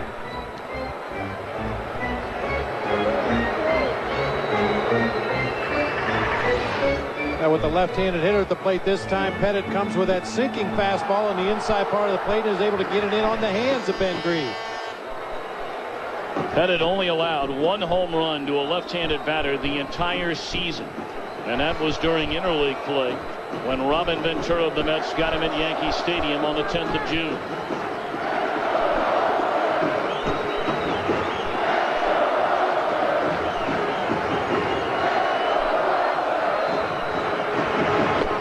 Got him swinging to end the inning, but the A's scratch out another run. They leave a man, end of 3, 6-3 Yankees. Time to take a look at the St. Paul Company's trivia question. How many players in today's game have played for both the Yankees and the Athletics in their careers? We'll give you a little bit of time to think about that. Tom Brenneman, Bob Brentley, our entire Fox crew on hand here at Network Associates Coliseum in Oakland. The Yankees scored 6 runs on 6 hits, sending 11 men to the plate in the opening inning. For an early 6-0 advantage, the A's got a pair in the second, 1 more off Andy Pettit in the third. A 3-run game with Williams, Justice, and Martinez coming up against Kevin Appier, starting his 3rd inning of work. Apier's given up only 3 base hits, walked a batter, struck out a couple, but so far he's been able to keep the Yankees off the board since entering the ballgame.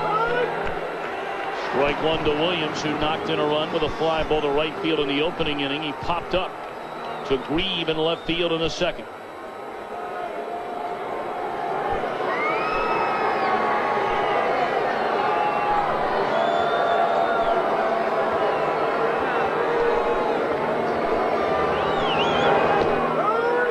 Good pitch on the inside corner right there from Appier, and he's ahead 0-2.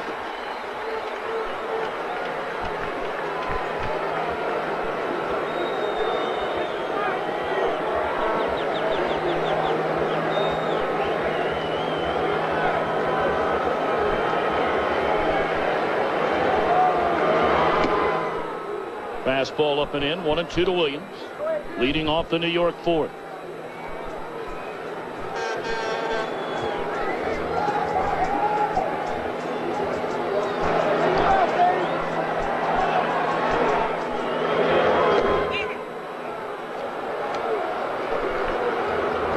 Appier consistently working that inside corner on Bernie Williams, both with the split finger and with the fastball.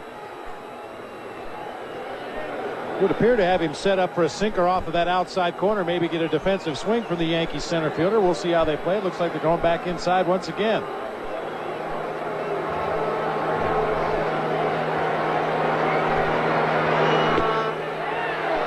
Full count.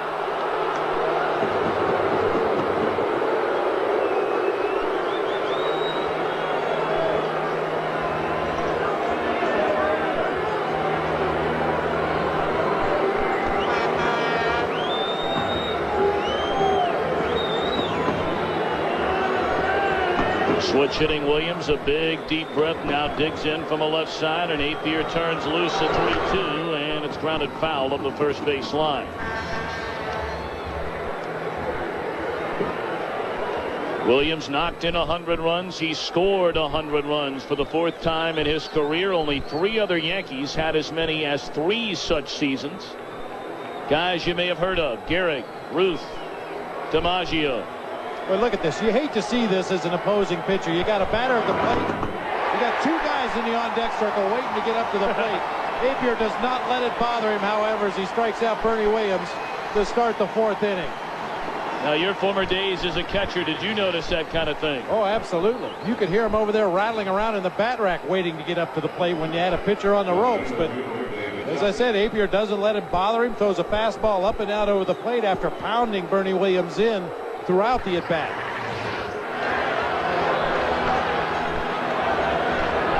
Justice has walked twice and scored a run.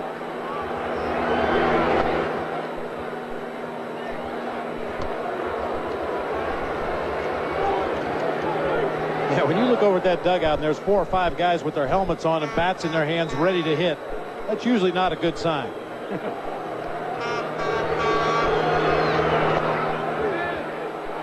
Blowing away, 2-0 to Justice. Well, did you say anything to him when they came up to the plate? Well, according to the league rules, you're only allowed to have one batter in the on-deck circle. So I would just politely suggest to the umpire that perhaps 9 guys in the on-deck circle is too many. 3-0 now on Justice. Heck, Glenn Allen Hill is over there rubbing up a bat, and he's not even in the lineup. You're not going to tell him much anything. No. You want to get a bat, stand up there, go right ahead. Mr. Hill.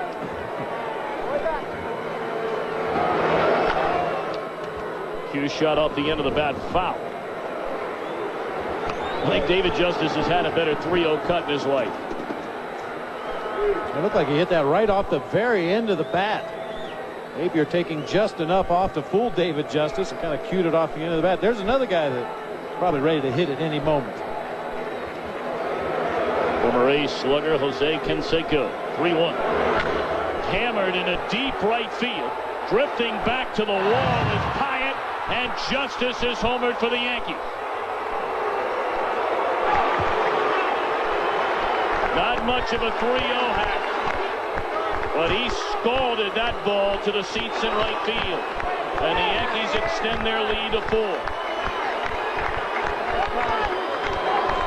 It's the first home run for the New York Yankees in 67 innings. Boy, Dave Justice, such tremendous plate coverage. Watch how far he reaches out and hooks this ball back to right field. That ball was belt high off of the outside corner. He's able to get the bat out there and pull the ball back to straightaway right field, just over the wall.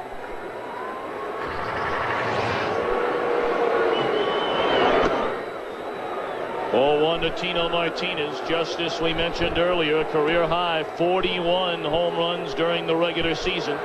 That's his 11th in the postseason.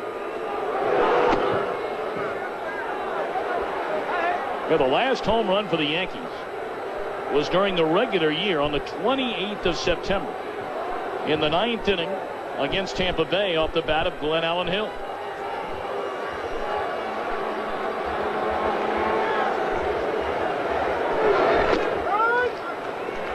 Two and one.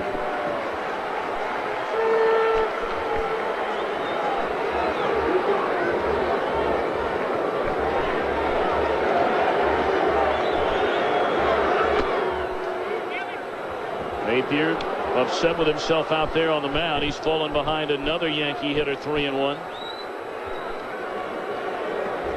Justice homered on the 3-1 pitch just a moment ago.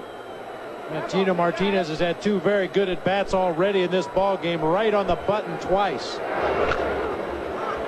Fouls it on a playful count. Of course, back in the first inning with the bases loaded, he doubled to straightaway center field over the head of Terrence Long, all the way to the base of the wall in center field. That cleared the bases, and then a single into right field against Apier in the second inning, right on the nose.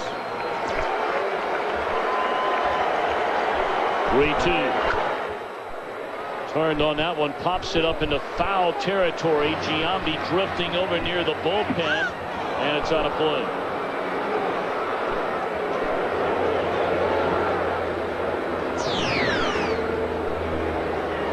Versus the Athletics this year, Tino somewhat undercover.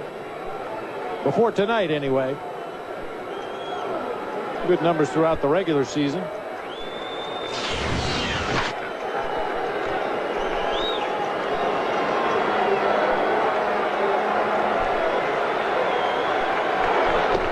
Check swing, and he went around. Fooled him with a breaking ball there. Took a nosedive down around his feet. Napier has his 4th strikeout, second of the inning. Once again, that's that hard slider, that rotation, almost like a spiral on a football, if you will. Causes that ball to dive down and into a lefty, down and away from a right-handed hitter. Looks like a strike. By the time you get that bat in the hitting zone, the pitch is out of the zone.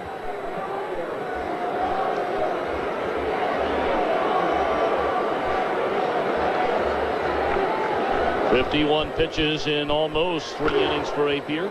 Posada pops it up. Chavez a call and a catch, and that'll end the inning, but not before David Justice hammers the first postseason home run for the Yankees. against the Oakland Athletics. 7-3 New York. Let's take a look at the St. Paul Company's trivia question. How many players in today's game have played for both the Yankees and the Athletics? The answer 4. Jose Canseco, of course, a premier slugger for the A's. Scott Brocious came to the Yankees in 1998. Louis Poloni as it's ball 1 as we begin the bottom half of the 4th inning. To Ramon Hernandez. And then Randy Velarde came to the Yankees in 1987, made his major league debut that year. As that one is softly hit into shallow center field, it'll fall in front of Bernie Williams, a base hit. Interesting to note that when Velarde made his major league debut that season, he became the 29th shortstop to play alongside the great Willie Randolph. Velarde at 37, that's how long he's been around. Second base hit of the game for Ramon Hernandez. Got jammed a little bit that time, able to muscle it out into shallow center field. Last time he singled back in the 2nd inning, he came around to score on the base hit by Randy Velarde. 8 hits in the game for the A's against Andy Pettit in 3 innings plus 1 batter. And here's Long, 0 for 1. He looks at the first pitch strike. If you want to get real trivial about that trivial question, Mike Stanley, who is not on the active roster for the Oakland A's, but is in uniform here for the division series. He also played for the Yankees. Even stumping our guys downstairs. 1-1 to Long, who drew a walk in the 2nd inning, which kept that frame alive for Randy Velarde. Here we get a look at Mike Stanley.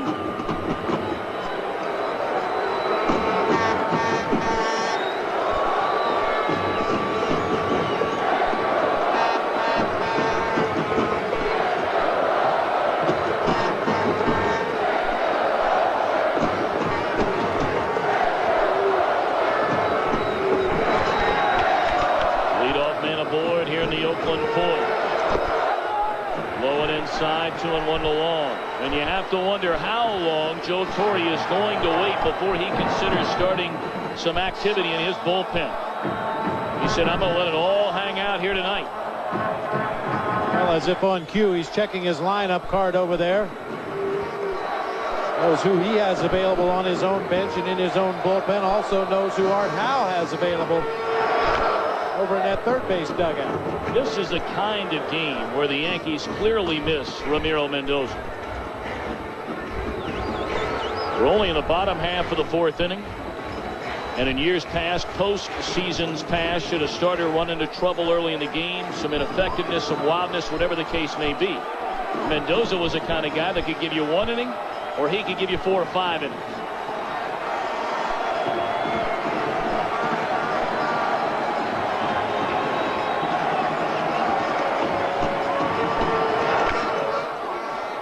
Fouled away, third base side. It remains 2-2 on Terrence Long.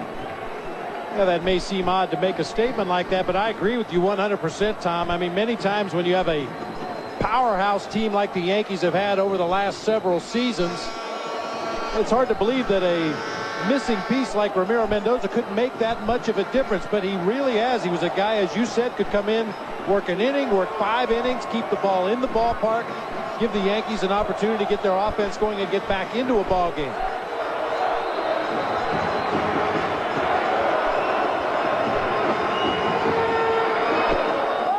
Ball 3. Full count now on Terrence Long.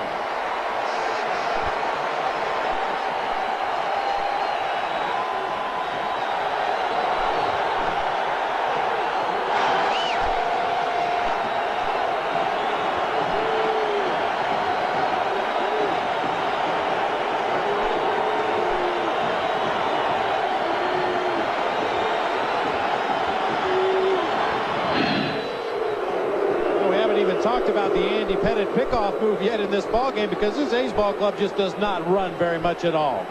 Very cautious station to station base runners. As we've talked about at length, they rely on the long ball more than generating offense.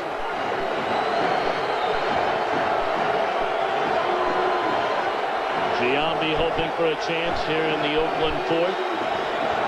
The 3-2 pitch. Up and in. Quite an at-bat there for Terrence Long. Second straight time he faced Pettit. Fell behind in the count. And for the second time he draws the walk. Let's go to Los Angeles and join Keith Olbermann.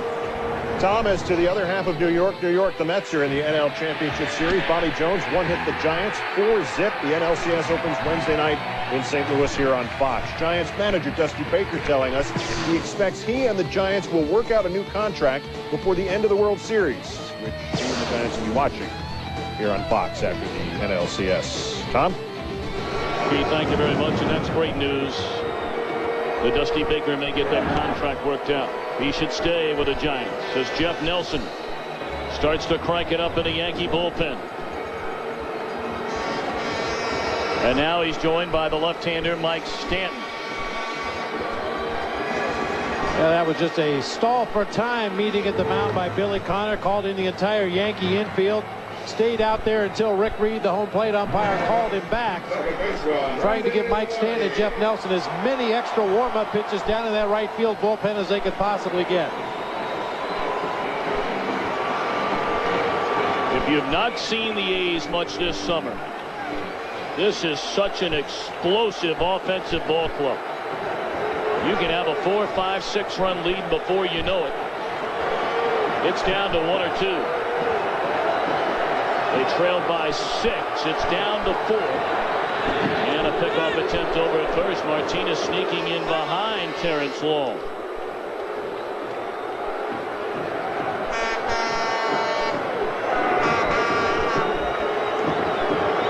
Long has been bothered by the bad knee that he injured in Game 3 when slipping in center field chasing a ball at Yankee Stadium.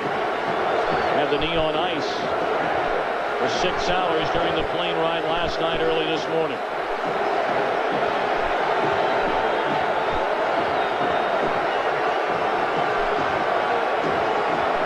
Randy Velarde. Foul ball that got a piece of Jorge Posada.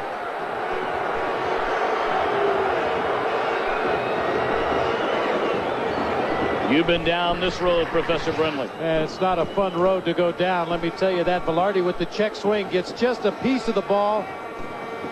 Fortunately caught mostly chest protector right there. That still doesn't feel very good. And Rick Reed, you can see professional courtesy for the guys that wear masks. Sweeping off home plate, taking a little extra time before getting back there, allowing Posada an opportunity to catch his breath and get ready to go once again. Velarde, a perfect 2 for 2 in the game, has knocked in 2 runs. On the outside corner, it's 0-2. This was his 2-run single in the second. Hard hit ground ball that got through the left side with the bases loaded.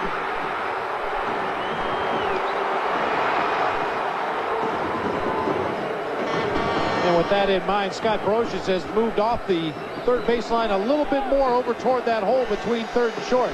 Pettit went to the sinker ball away that time from Randy Velarde.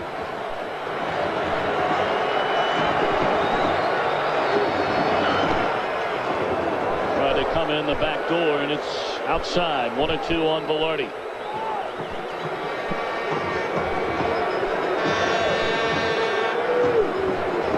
Hernandez, a runner at second base. Terrence Long at first. Nobody out here in the bottom half of the 4th inning, and the Yankees with a 4-run lead.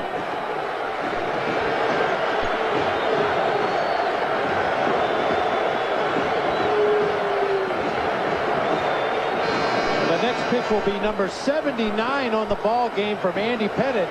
Working here in the 4th inning. That's something that this patient A's offense will do. Run up high pitch counts early in the ball game.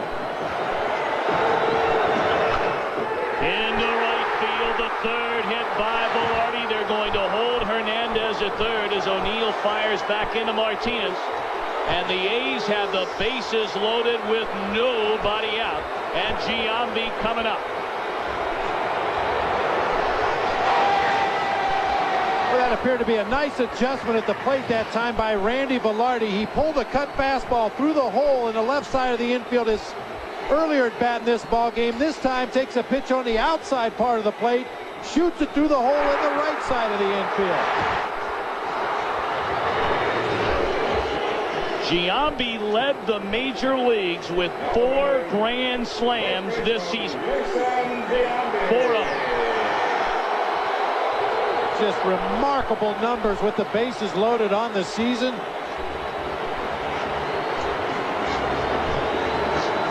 Looks like Joe Torre's going to stay with his starter. Giambi has not had good swings against Andy Pettitte in this ballgame. Struck out in the first inning, popped up weakly to Derek Jeter at short in the second.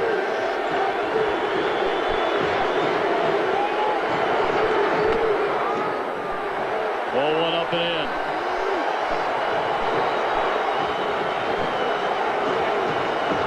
in. Giambi the tying run at the plate. Hernandez at third, Long at second base, Velarde at first. Nobody out.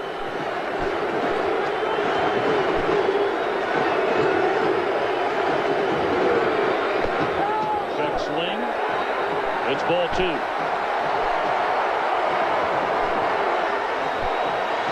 The one thing about Giambi, you know he would love to make something happen swinging that bat right here with the bases loaded. But he is more than willing to take the base on balls. He walked 137 times during the regular season. A very unselfish player. He is more than willing to allow Almedo Signs the opportunity to drive home the run should Pettitte not give him anything to hit. He took a hack and fouls it away, 2-1. And we've seen Pettitte go more and more often to that sinking two-seam fastball in this inning. That pitch right there to Giambi, a fastball that started on the inside corner and tailed further inside. He could only pull it foul.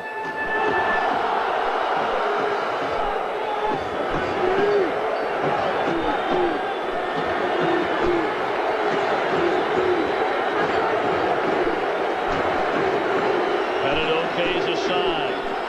And a 2-1 to Giambi. In the dirt, 3 balls and a strike.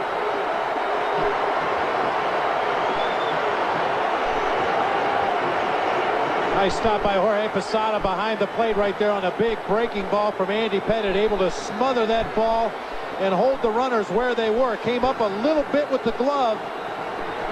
Left a 5-hole underneath, but fortunately for him, the ball came up high. He was able to block it with the heel of his glove. Huge pitch in this ball game. Hitters count to the man who's been the best hitter in the American League. Oh, he fooled him badly on another pitch that ran down and in. Full count on Giambi. That is some kind of pitch by Pettitte. Well, Pettitte has made an adjustment in this inning. He's gone away from that cut fastball, gone more to that sinker down and into the left-handed hitters, down and away from the righties. And you can see a very awkward swing that time by Jason Giambi.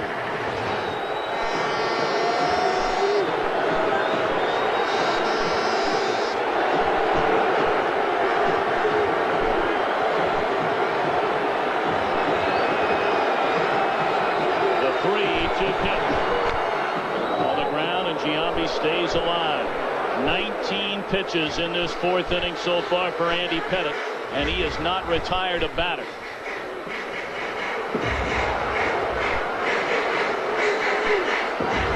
You can see the 2nd inning, he really had to work when the A's broke through for a couple of runs. Really laboring here once again in the 4th. Bases loaded, nobody out, and again the 3-2 coming. Pettitte to Giambi.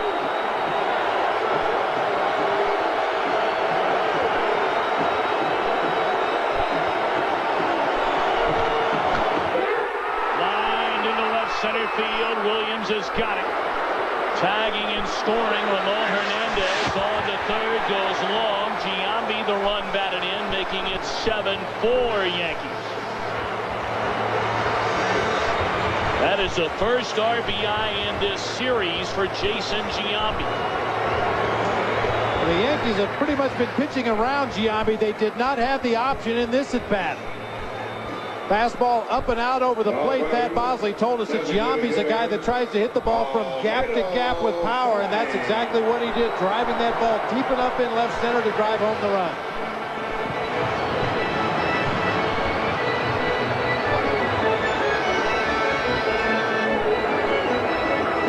Heads-up base running as well by Terrence Long, tagging and going on to third base. He stands there with only one out in the inning. Velarde at first, and here's Olmedo's side. He singled to right center field in the first, Clyde out to right in the third.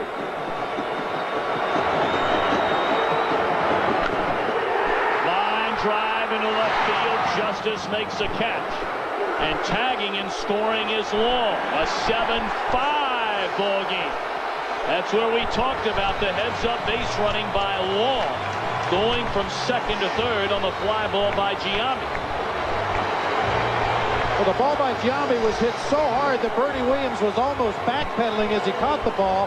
That allowed Long to go back, tag up, advance to third, where he's able to score on this fly ball to left field by Olmedo's signs.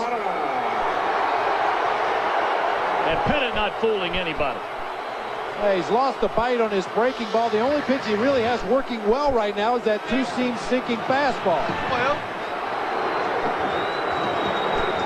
Giambi and Signs with bullets. Granted, both of them outs, but both knocking in runs. And the A's here in the fourth inning have drawn within 2. They fell behind 6-0 after the first half inning. Now Tejada, who's bounced to second, singled and scored. Line into left field, another base hit. Advancing on to second, Velarde. And the inning continues for Chavez. And here comes Joe Torre. Andy Pettit given a 6-0 lead.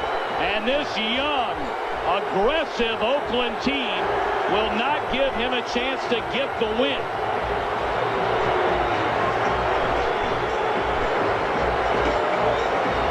Stanton summoned from the bullpen. We'll be right back.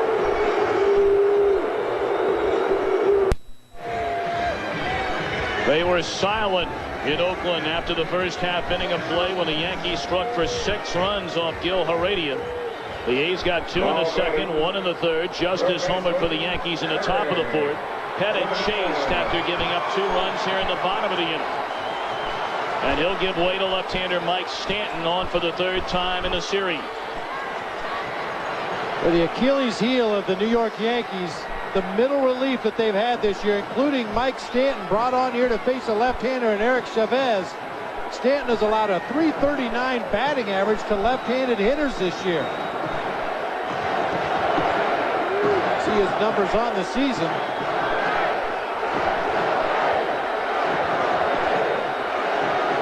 Chavez 1 for 2 in the game, knocked in a run and with a double, back in the third. Inside for ball 1. Randy Velarde, the runner at second base. Miguel Tejada leads at first with 2 down.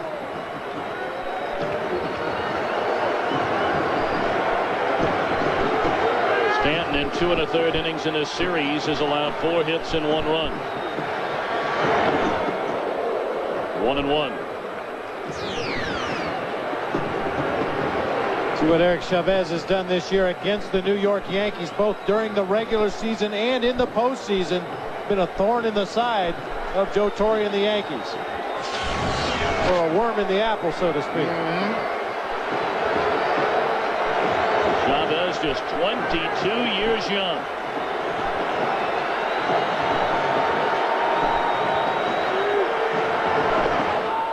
Whoa, 2 balls and a strike. We mentioned all the trouble Chavez had during the regular season against left-handed pitching, batting only .197. Hit just 3 of his 26 home runs against left-handers. But against Pettit here tonight, 1 for 2 with an RBI double into left center field. He had a good cut there and fouls it out of play to even the count.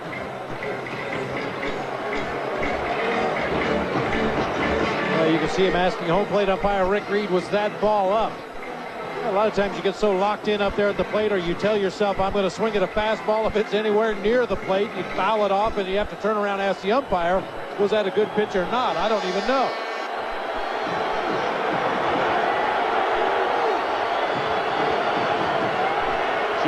2 out. 2 balls, 2 strikes. And 2 runs separate the teams here in the 4th. Going to 3rd, and a soft one hopper at Soho. Should in the inning and will. So Stanton takes care of business. The A's scored twice. They trail by 2 at the end of 4. We remind you, please watch Game 4 of the World Series here on Fox for the $1 million Gillette Strike Zone Challenge. And who will be playing in the World Series here on Fox? The Yankees are trying to get there for the 3rd straight year, the 4th time in the last 5 years. They had a 6-0 lead after their first go-round against Gil Heredia here tonight, but now it's a 2-run ball game, and we're only in the top of the 5th. 0-1 to Soho, and Apier misses low and away. Apier's gone 3 innings, allowed only 1 run. That was a home run to Justice in the 4th. Yeah, the strike zone challenge was pretty much what Kevin Apier faced every start this season. He walked 102 batters in 195 innings, but only 1 walk in the ball game tonight. Pitched David Justice very carefully back in the 2nd inning and lost him to a base on balls. Pretty good breaking ball right there.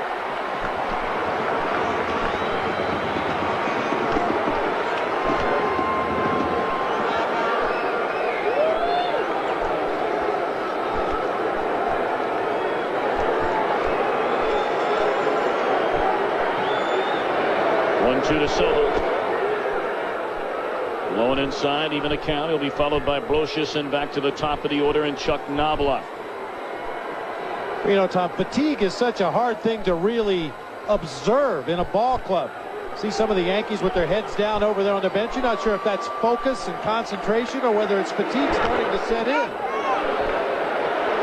Popped up behind the plate. Going for Hernandez. 1 away. But you have to believe the longer this ball game drags on, the more the advantage shifts to this younger A's ball club. We heard Art Howe talking about, we've talked to Joe Torre about it before the ball game. Those 22-year-old legs tend to bounce back a lot quicker than 35 and 36-year-old legs. As the evening has worn on here in Oakland, it's gotten considerably cooler. Wind blowing off the bay.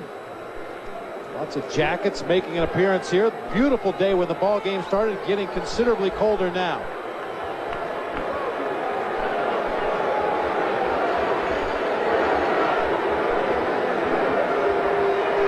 Brocious 2 for 2, a pair of singles in the ball game, and looks at ball 1 low and away.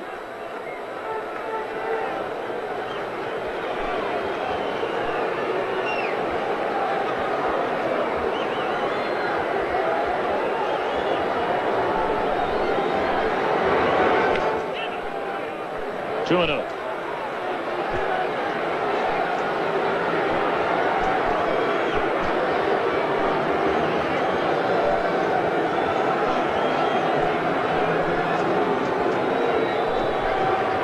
No activity in either bullpen. Nelson has taken a seat for the Yankees.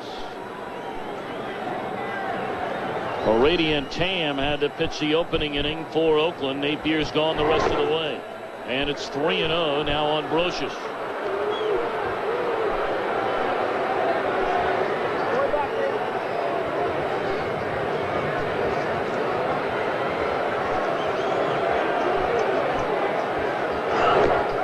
Three and one.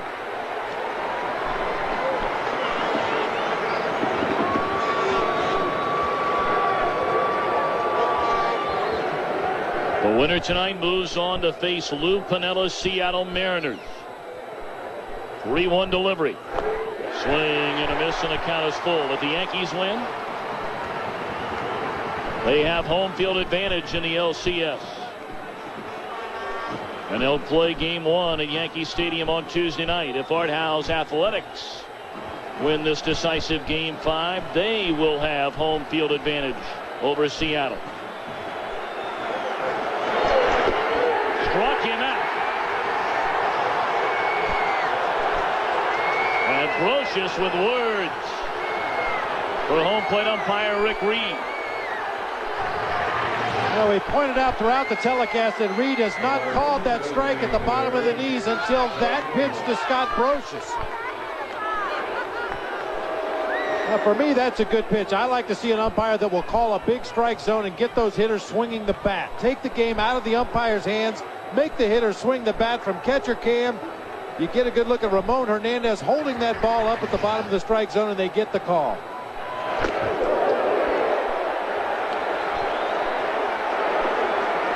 Ball one inside to Knobloch.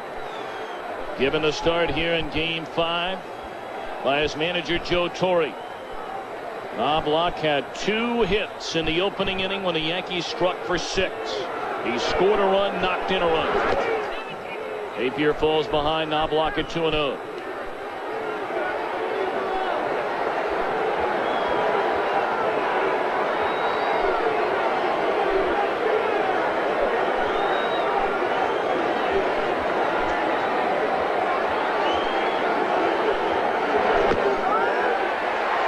Knobloch taking on the 2-0. It's a called strike.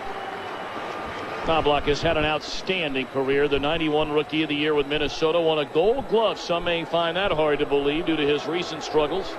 A 4-time All-Star and a 3-time member of a World Championship team. Twice with the Yankees, once with Minnesota. Hit down the right field line and hit well foul.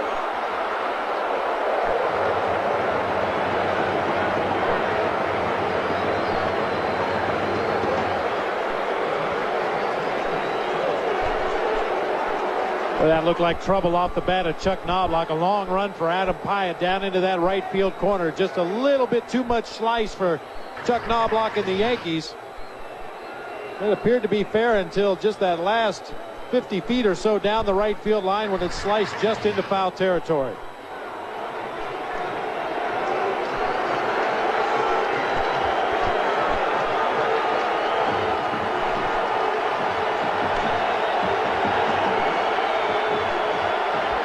Napier looking for the first perfect inning by any pitcher tonight. And he's got it.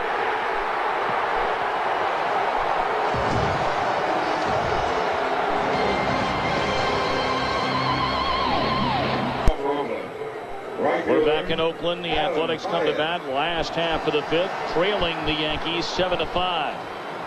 Mike Stanton on the relief of Andy Pettitte.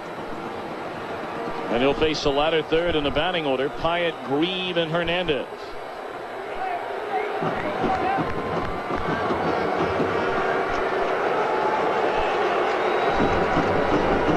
Game 5 of this American League Division Series.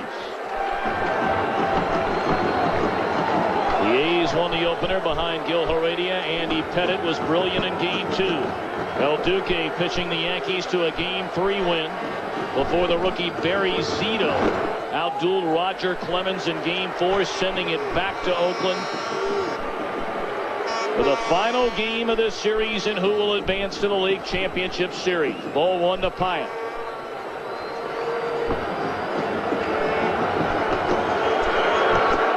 Almost hit him.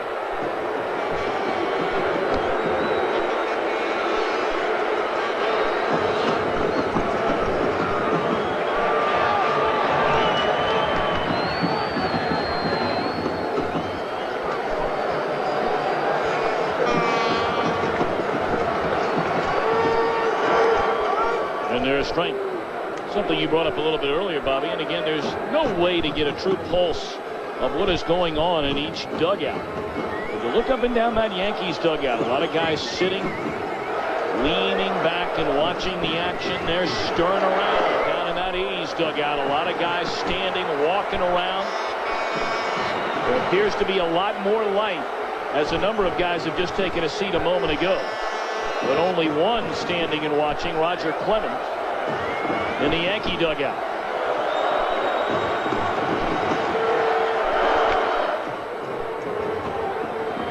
And of course, a lot of that may have to do with the fact that the Yankees have been here many times before. This is not uncharted territory for Joe Torre's ball club. They've been to the postseason seemingly every year. They know what's required of them, what's needed. This A's ball club is just excited. They're happy to be here. They're happy to be playing ball in October.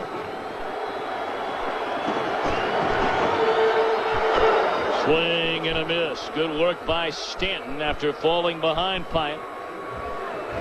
Stanton's retired the only 2 batters he's faced. Stanton at this point right now has what you would call effective wildness. He's thrown the ball way inside, pushing out of Pyatt off the plate, and then comes back and paints that inside corner with a cut fastball for strike 3.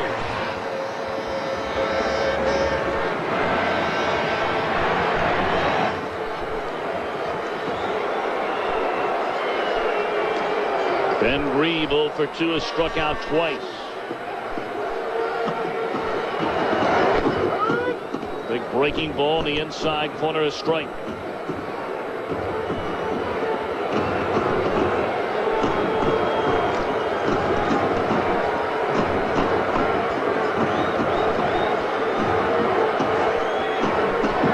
Jim Messier getting loose in the bullpen. Now Mercier, battling some injury problems of his own, has a very, very inflamed patellar tendon. Said at times the pain is acute, but said at this point right now he'll be able to pitch with whatever pain he does experience.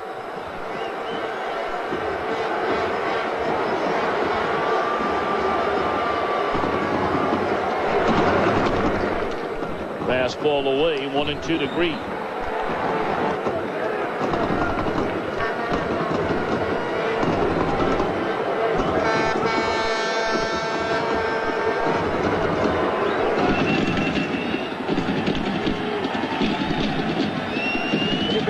On those drums all season long. Weak roller foul, first base side.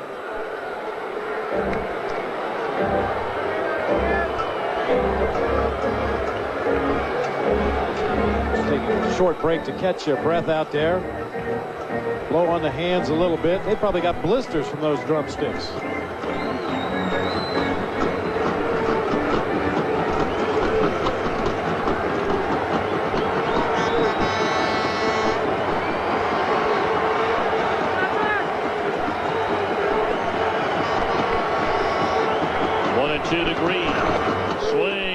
And he is struck out for the 3rd time. Let's go downstairs and welcome in once again Josh Lewin. Tom, you guys were talking about the A's still being into it. You know, Randy Velarde left the Yankees after they lost in the division series in '95. He said at the time there was no chance the Yanks would ever be World Series champions. Well, very next year, of course, they were. Velarde saying to us, I remember sitting on my couch when Charlie Hayes caught the final out. Tears were streaming down my face. This is personal. Well, he's 3 for 3 tonight. You better believe he's one of the A's that will continue to be right in this game. Josh, thank you very much. And we mentioned earlier, Velarde started all 5 games in that division series, 4 at second base. And many may remember he got 1 start in that series in left field.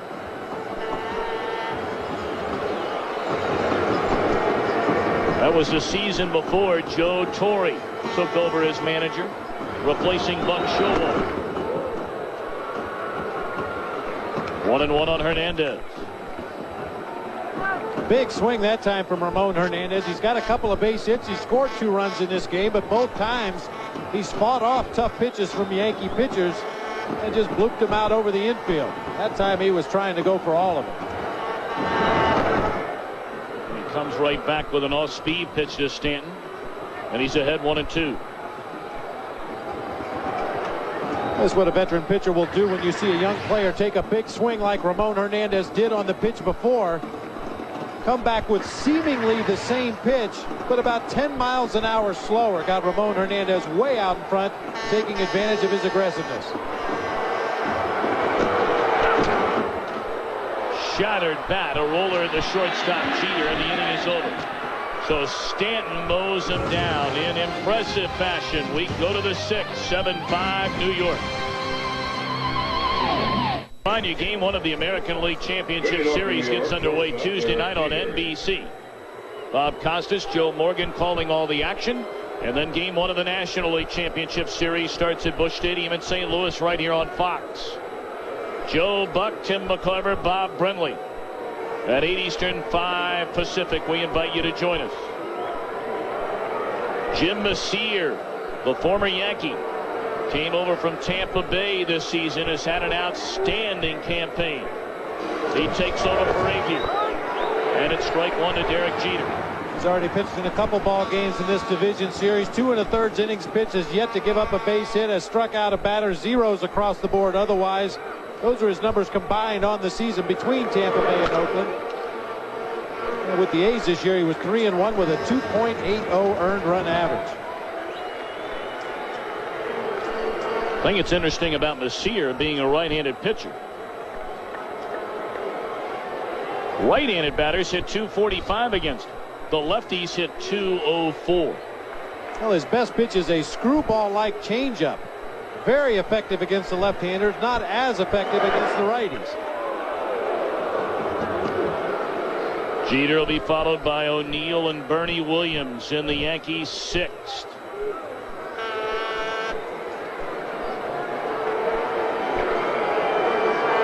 Jeter 1 of 2 has walked, scored a run, singled his last at bat in the 3rd. Check swing roller up the 3rd base line. They'll let it roll foul. As soon as that crossed the line, Messier wisely scooping it up. Don't forget that ball could still make another turn, come back into fair territory. And notice how Messier fields this ball. He doesn't just pick it up. He makes sure to swipe it further into foul territory. Make sure that that home plate umpire makes no mistake that that's a foul ball. Pull it further into foul territory. Nice play bouncing off the mound. You can see Messier clearly limping on that sore knee.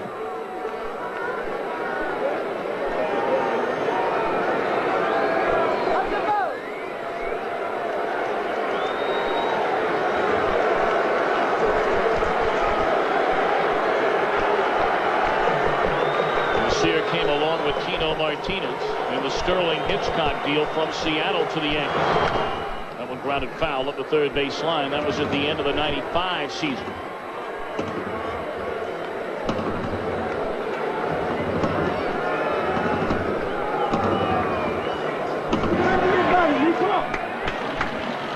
And Allen Hill has been staying loose on that bench all night long.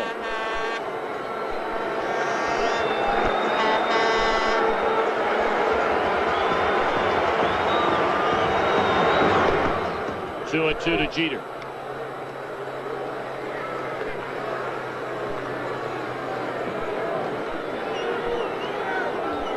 Jeter with 3 World Championship rings in his first 4 full seasons with the Yankees.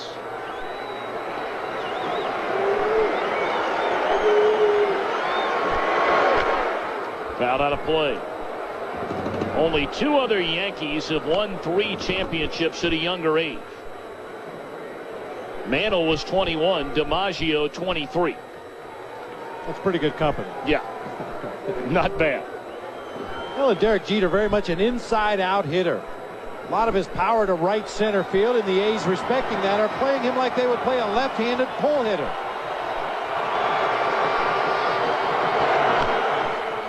Bouncing ball down to 3rd, and Chavez throws out Jeter. That is the first ground ball out recorded by an A's pitcher in the game here tonight.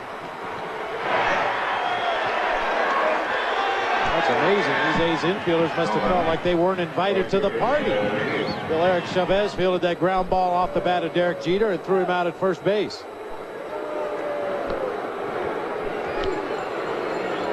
Well, Tejada did have that one screaming line drive hit at him by Derek Jeter. Was ruled an infield hit.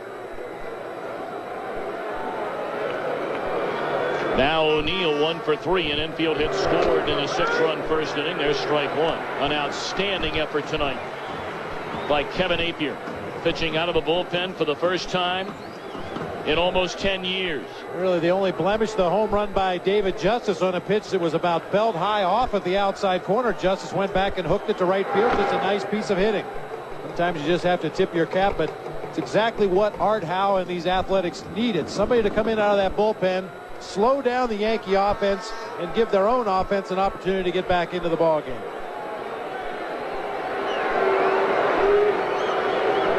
One and one to Paul O'Neill. Bouncing ball to the shortstop Tejada. 2-1.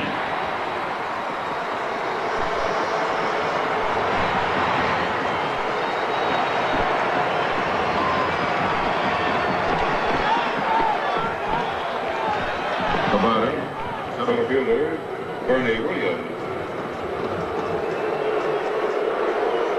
Now Bernie Williams. 0 for 2, a sac fly run batted in, driving in the first run of the game in the first inning.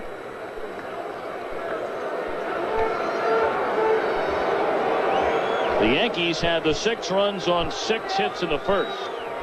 They have 1 run on 4 hits over the last 4 2/3 innings. And this should be a 1-2-3 inning for the season. It is. The Athletics have the top of the order coming up in the bottom of the 6th inning, down 2. Fox NFL Sunday doubleheader beginning with Terry, Howie, JB, and my main man Chris Collinsworth on America's favorite pregame show. Then Jamal Anderson and the Falcons take on Marshall Faulk and the Rams. Later, Charlie Garner and the 49ers against Brett Favre and the Packers or other regional action. It all starts right here on Fox, starting at noon Eastern, 9 Pacific. We're in Oakland, bottom half of the 6th inning. How about that guy on the front page of the local paper? Wow, doesn't get any better than that. And on national TV tonight. You won't be able to live with that guy. Needs to hire an agent. He's unbearable. Top of the order. Terrence Long looks at a breaking ball from Mike Stanton on the relief of Andy Pettit, who could not complete 4 innings here tonight after being given a 6-0 lead.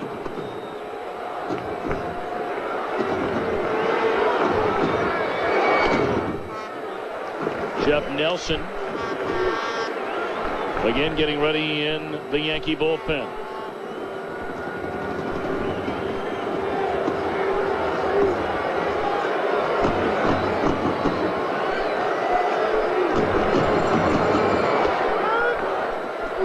Two to Long.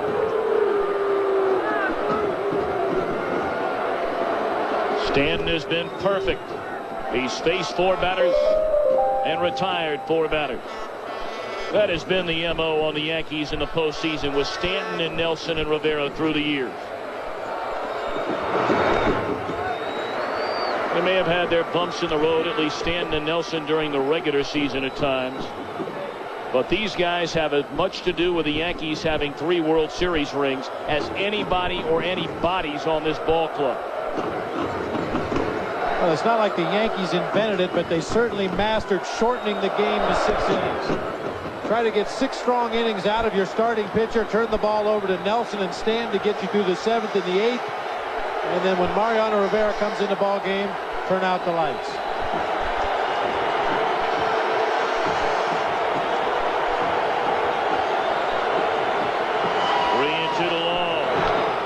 Stays alive by fouling it off. Well, this kid has had 2 impressive at-bats here tonight. He grounded out to second in the first inning. Fell behind 1-2, drew a walk into second. Fell behind again to Pettit in the 4th inning. Drew another walk and scored a run.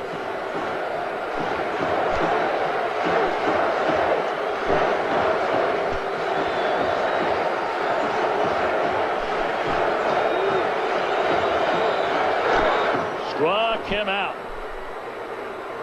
The 3rd strikeout for Stanton since coming out of the Yankee bullpen.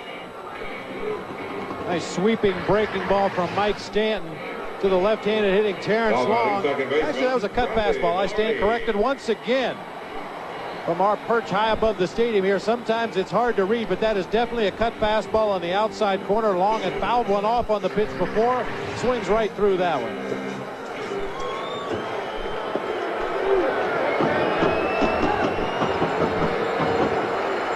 A perfect night for Randy Velarde.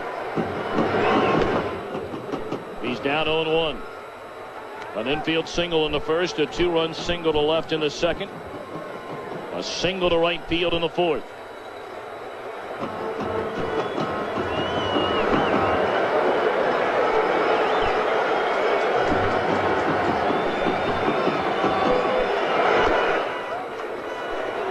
Just inside, 1-1. I didn't miss by much.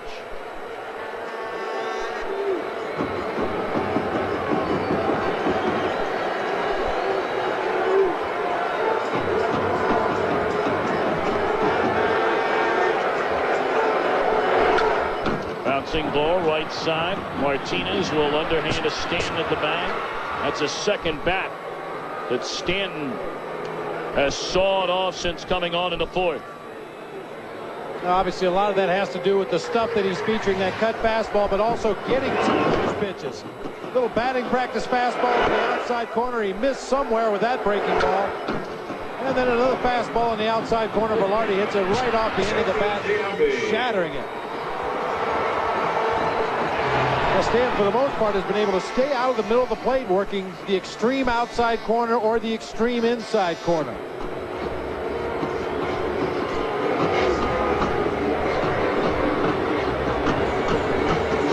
Posada out for a quick visit. Stanton has retired all 6 batters he's faced. And now he'll turn his attention to what many here in Oakland and around the country, for that matter, believe is the American League's most valuable player, Jason Giambi. Well, Giambi has not had much success against Mike Stanton. As a matter of fact, he's had no success against Mike Stanton. 0 for 12 with 6 strikeouts against the Yankee left-hander in his career.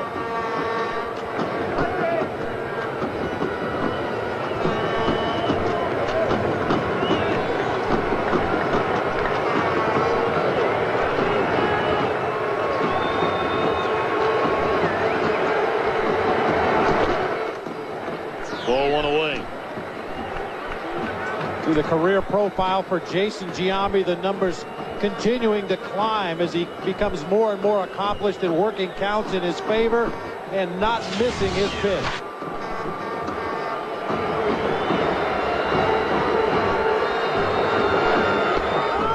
Good breaking ball there from Stanton, even to count at 1-1. Giambi only 29 years old, out of West Covina, California.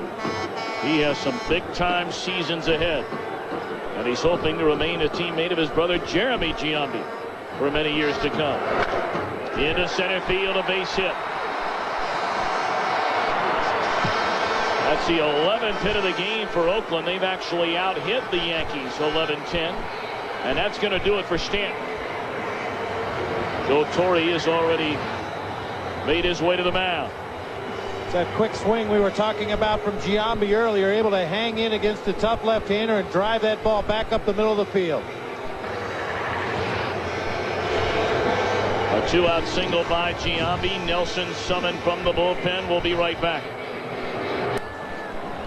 1 on, 2 out, bottom of the 6th inning, 7-5 Yankees. Let's bring back in Josh Lewin. Tom, we make the case that 40 winks has equaled 0 success tonight. Both managers sent tonight's starters to the Bay ahead of the rest of the players. An extra good night's sleep. Well, the starters have combined for 4 innings of 14 hits and 10-run baseball tonight. The relievers coming up on 8 innings. They've allowed only 7 hits and 2 runs.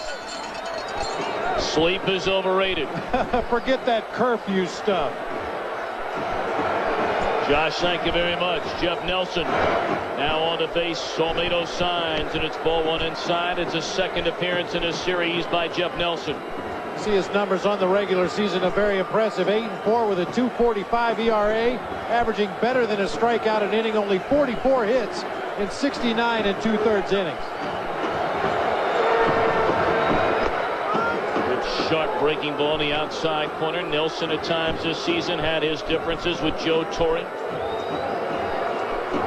The skipper took care of all that, and he's leaning again on Stanton and Nelson and Rivera and company to take him back to the World Series.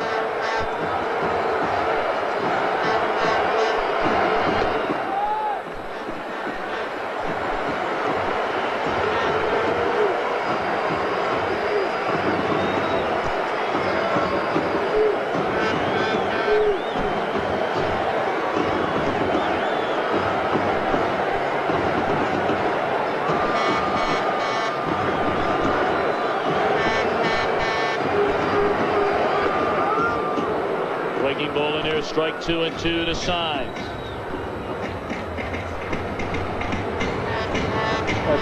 Low 3/4 delivery from Jeff Nelson. Very tough on the right-handed hitters.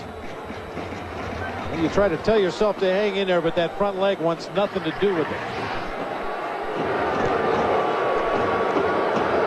Left-hander Randy choked. And the right-hander, El Duque Hernandez, getting loose in the Yankee bullpen. Well, Joe Torre told us all bets were off tonight. Everybody's available but Roger Clemens. Swing and a miss, and Nelson takes care of things in the 6th. We'll be back after this word from your local Fox station. This copyrighted telecast is presented by authority of the Commissioner of Baseball and may not be reproduced or retransmitted in any form, and the accounts and descriptions of this game may not be disseminated without express written consent of Major League Baseball. 6 innings in the books. And the 2-time defending champion New York Yankees with a 7-5 lead. El Duque continues to get loose in the bullpen. Doesn't necessarily mean he's coming into the ball game. Being a starting pitcher, as we mentioned earlier, much like Kevin Appier for the A's, it takes those starters a little longer to get loose. El Duque may just be throwing down there to get to the point where if he is needed, he'll be able to get ready quickly and come into the ball game. We'll have to wait and see. Been a good night for Justice. He's walked twice and then this in the 4th inning. Just awesome plate coverage. You probably thought he had made a pretty good pitch to David Justice right there, but Justice took it away and snatched it down that right field line. The first and only home run in this division series for the Yankees. Justice nearly screwed himself in the ground right there, chasing that 73-mile-per-hour changeup. 1-2. It's appropriate they call it a screwball because that's what hitters will do if you chase that pitch. It looks like a fastball up around the letters, a very enticing pitch, and by the time you swing at it, the bottom falls out.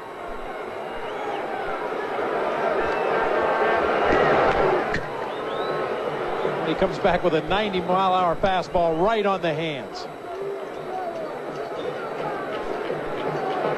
This guy's a good pitcher. He's just got good stuff. He's got a good combination of stuff to get out either right-handers or left-handers. We mentioned that screwball. We've seen the fastball. He's also got a little slider that he'll throw to the right-handed hitters. Still 1-2 to Justice. He'll be followed in the inning by Tino Martinez and then Jorge Posada.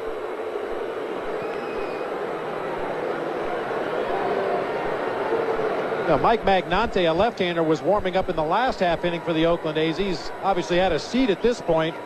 Magnante, a left-handed specialist. They were getting him ready in the event the Yankees continued the inning, or if Derek Jeter got on base to face that string of left-handed hitters.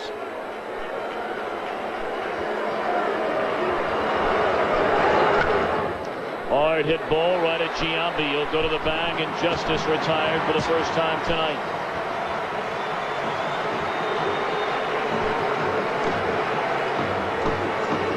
Hey, you talk about bullpen work. Both of these teams here tonight. Tam got out of that rocky first inning in relief of Heredia. Then Appier, 4 innings, 4 hits, 1 run. Masir has faced 4 batters, retired all 4. Stanton, 2+ innings, allows 1 hit, no runs, strikes out 3. And then Nelson, the final out in the 6th inning.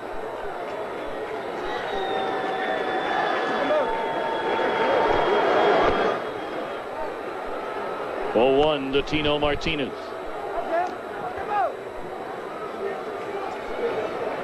Martinez, the 3-run double off the wall and straightaway center field back in the 1st. 1-1.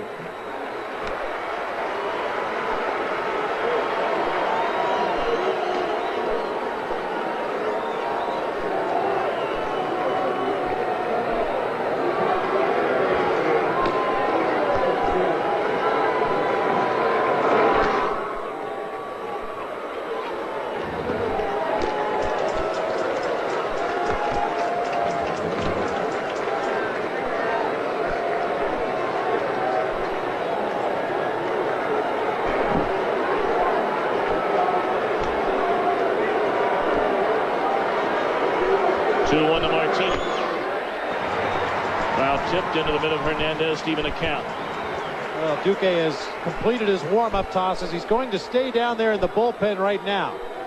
Once again, we're not sure if he's warming up to come into the ball game or if he's warming up to get himself into a position where he could quickly get ready to come into the game.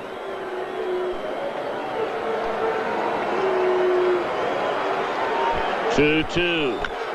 Line drive into right field. Pyatt racing back. He can't get it. It's off the wall. Martinez sprinting into second base with his second double of the night, his third hit of the night.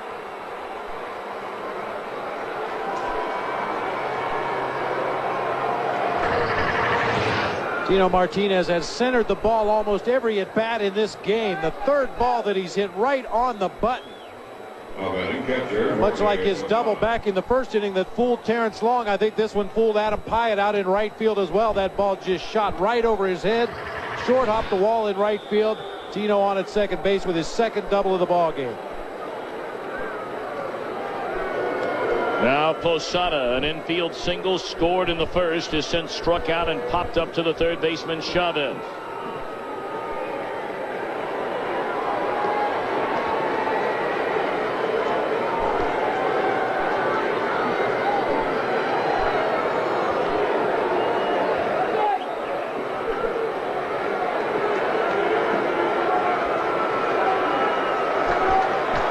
The Yankees beginning to stir around in that dugout as we reach now the top of the seventh inning in Game 5 of this American League Division Series. Well, hip hip Jorge. It indeed was a career year for Jorge Posada. The .287 average, 28 homers, 86 RBIs. You know, he shared playing time with Joe Girardi over the last couple of seasons with the Yankees, and Joe Girardi predicted stardom for Jorge Posada. He also drew 107 walks on the year. Chopped foul, 0-2. You know, Tom, you mentioned earlier that the Oakland Athletics have had a lot of problems defensively this year. Only the Texas Rangers made more errors in the American League, but errors are not always the only way to judge whether your defense is good or not. We've seen some balls misjudged in the outfield tonight by Terrence Long, more recently by Adam Pyatt. They won't go down as errors in the scorebook, but they were definitely balls that were misplayed.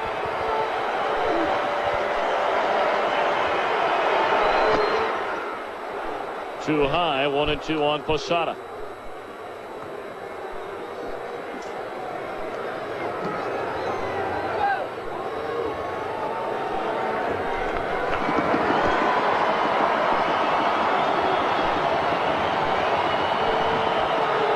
Martinez leads at second. The Yankees lead 7-5 in the seventh. And again, grounded foul.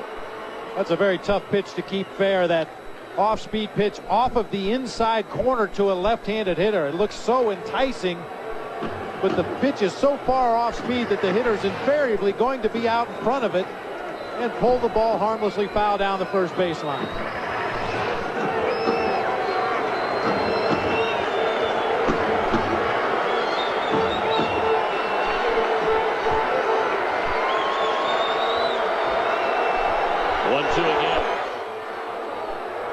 Too far inside with a fastball to even the count.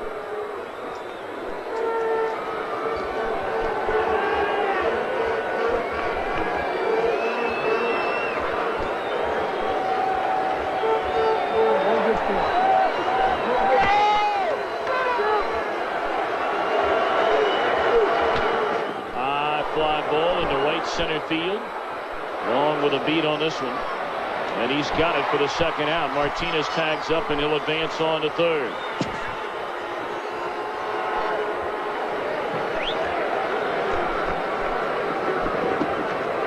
Posada 1 for 4 in the game.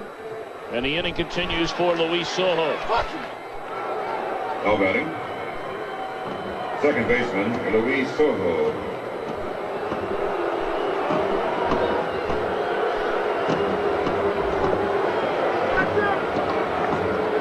Sojo knocked in a run with a fly ball to center field in a 6-run first inning. Has since popped up to Ben Grieve and left and fouled out to the catcher.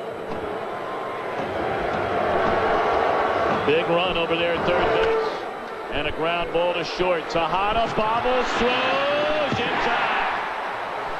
1 hit, 1 left, middle of the 7th. Still a 2-run game.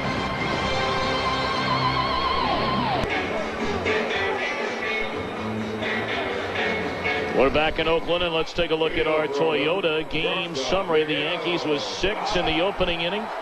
Chuck Knobloch with 2 hits in that 6-run frame.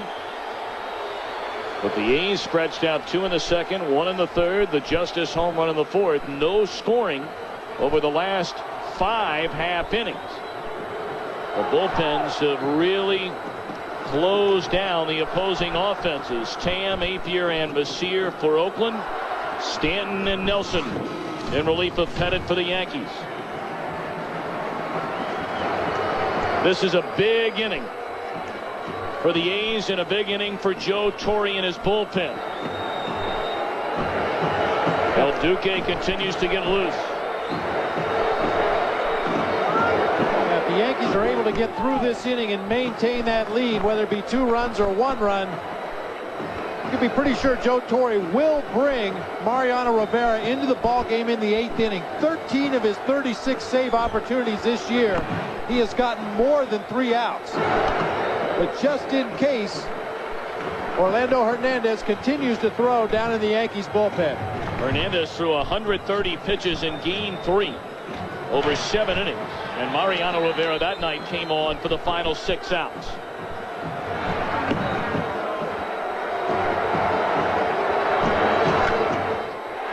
Fly ball into right field, drifting back. O'Neill with room, 1 away.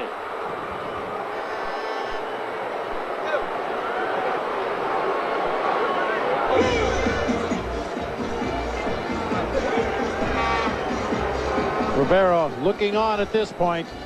Mentioned that this evening has turned very chilly here in Oakland as the night has gone on.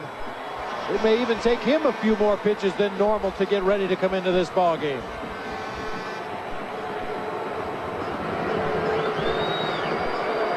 Well, back in the East Coast, the clock going just past 11 o'clock as it strike 1 to Chavez. The New York Mets advance to the National League Championship Series with a 4-0 win over the Giants, winning that series in 4 games. And here the Yankees are trying to hold off the Oakland A's and advance to the American League Championship Series against Seattle starting Tuesday night.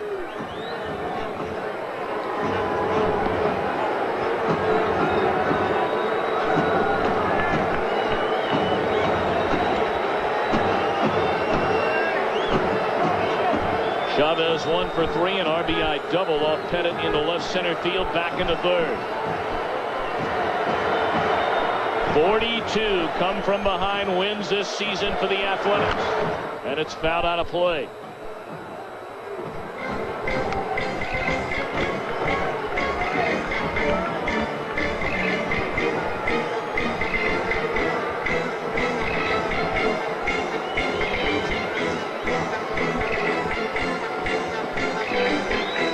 Jeremy Giambi waiting in the on-deck circle and would bat for Adam Pyatt. Slider on the outside corner, strike 3. 2 down here in the Oakland 7th. That backdoor breaking ball from Jeff Nelson, so effective against right-handed hitters because he starts the pitch right at him. That's exactly the same pitch. You just have to picture a right-handed hitter standing up there at the plate as you drop that breaking ball in the outside corner to a left-handed hitter.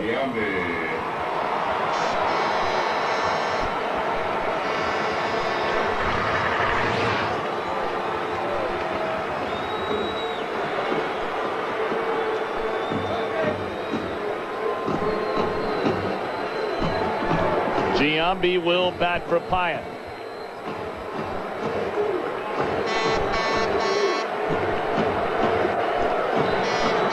Jeremy Giambi came over from Kansas City prior to the start of spring training. Wound up making 66 starts for the Athletics at 4 different positions. Hit 10 home runs, knocked in 50 in 104 games.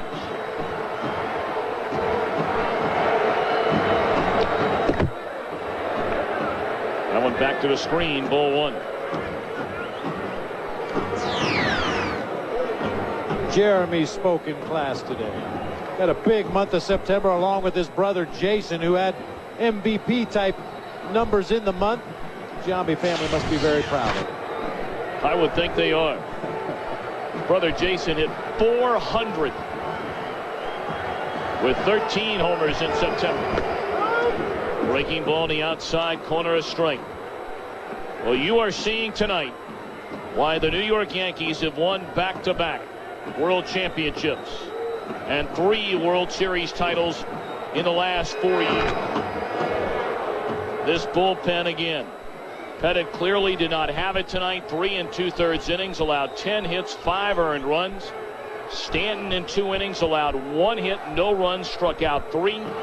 Nelson has retired all 3 batters that he has faced.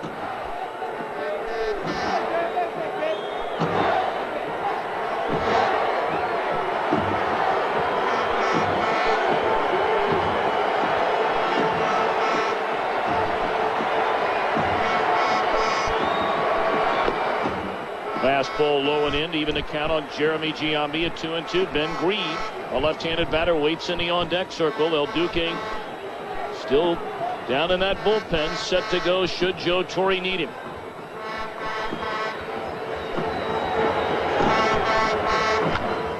Breaking ball grounded to the right side. Sojo's got it, and Nelson with a perfect 7th. We go to the 8th. Yankees lead 7-5. Top half of the 8th inning in Oakland, and the Yankees with a 7-5 lead over the A's. Again, we remind you, coming up Tuesday night on NBC, Game 1 of the American League Championship Series. That'll either begin here in Oakland or in the Bronx. And then Game 1 right here on Fox, the National League Championship Series. The New York Mets and the St. Louis Cardinals, Wednesday, 8 Eastern, 5 Pacific. Brocious, a roller right back to the mound, and Messier throws him out.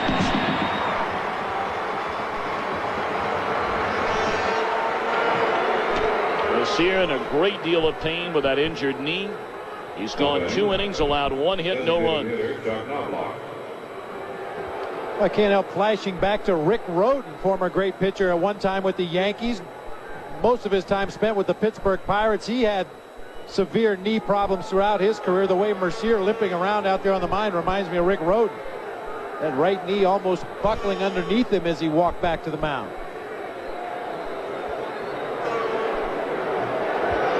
Knobloch 2 for 4, a pair of hits in the first inning when the Yankees scored 6 times.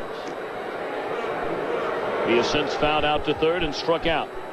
And El Duque continuing to throw in the Yankee bullpen. Mariano Rivera was up for all of about 3 or 4 minutes as Jason Isringhausen, the Oakland closer, gets loose for Art Howe. But Rivera was up, threw a few warm-up pitches, put the jacket back on, and has taken a seat.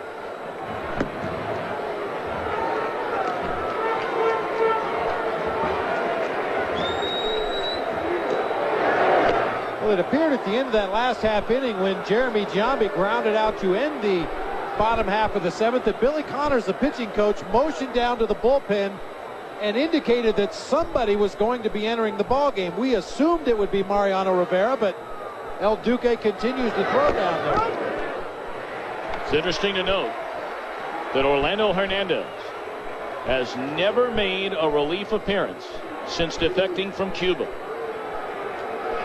83 regular season games, 83 games started. That's a strike on the inside corner. 7 postseason starts.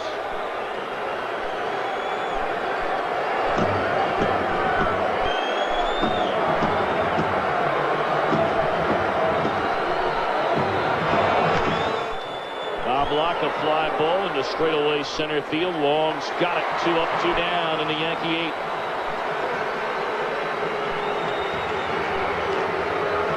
Well, this really is fascinating stuff. I mean, we've seen Joe Torre a number of times. You brought it up already. Use Mariano Rivera for 2 innings. He did that on Friday night in relief of El Duque. But here in Game 5 of the American League Division Series, apparently it will be Hernandez to come on and pitch the 8th.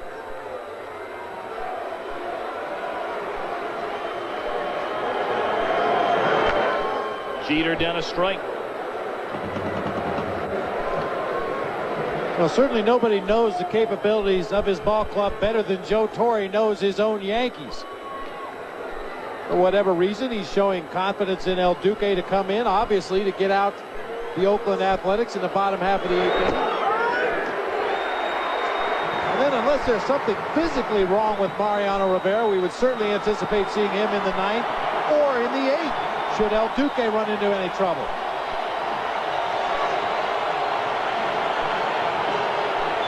Oh, and 2 to Derek Jeter. And it's high, a ball and 2 strikes. Jeter 1 for 3, walked and scored in the first. His fly to right, singled, and bounced out to third against Messier in the 6th.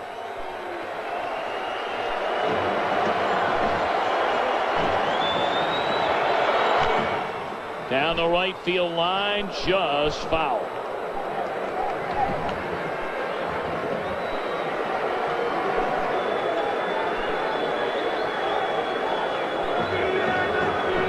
How many people you think would like to have that back? Derek Jeter written on it. You got a good look. There on the ground. Well, he's using it right now. We just have to wait. Worry about it some other time. Derek Jeter could hit with a chair leg. Yeah, no kid.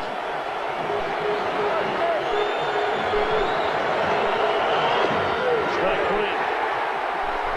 Messier 3 innings, 1 hit shutout baseball, but his team running out of outs, down 2.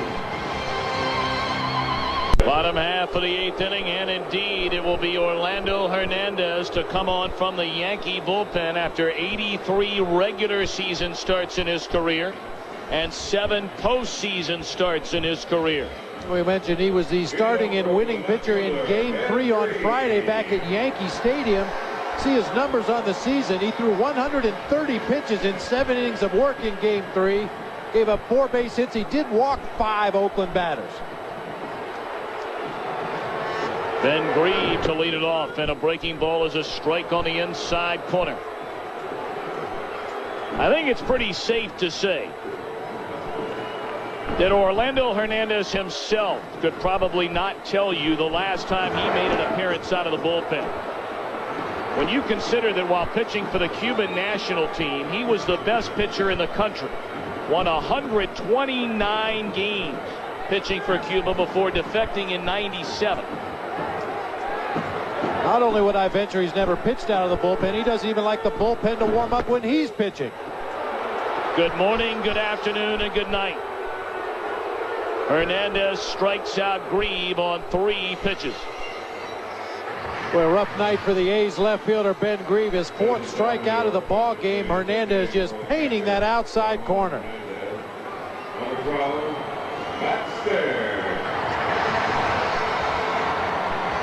Matt Stairs now on to pinch hit for Ramon Hernandez.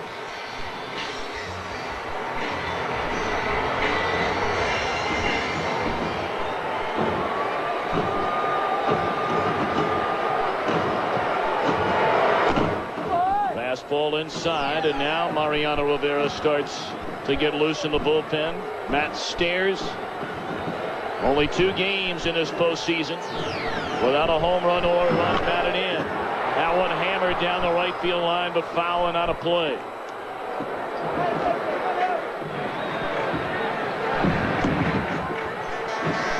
Mariano Rivera once again beginning to crank it up down in that Yankees bullpen.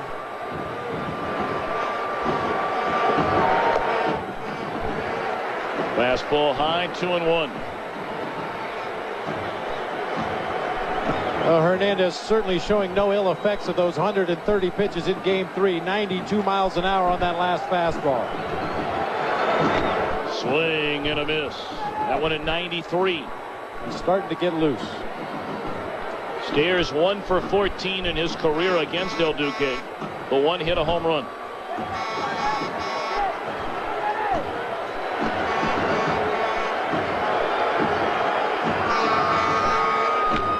On the ground, fair ball down the line. Stairs on his way to second base. And the tying run will come to the plate here in the Oakland 8th.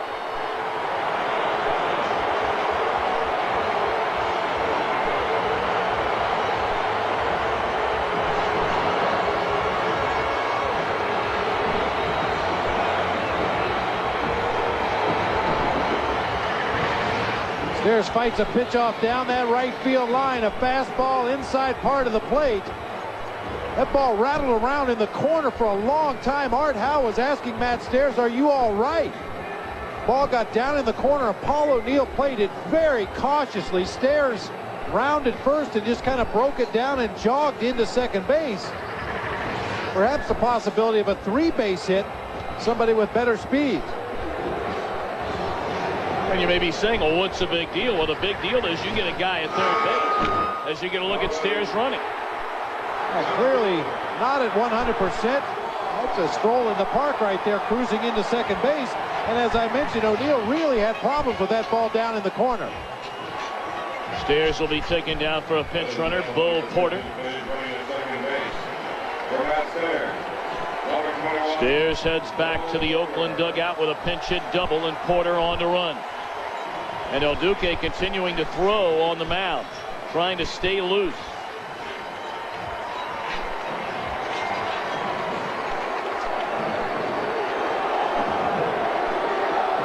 And here comes Joe Torre.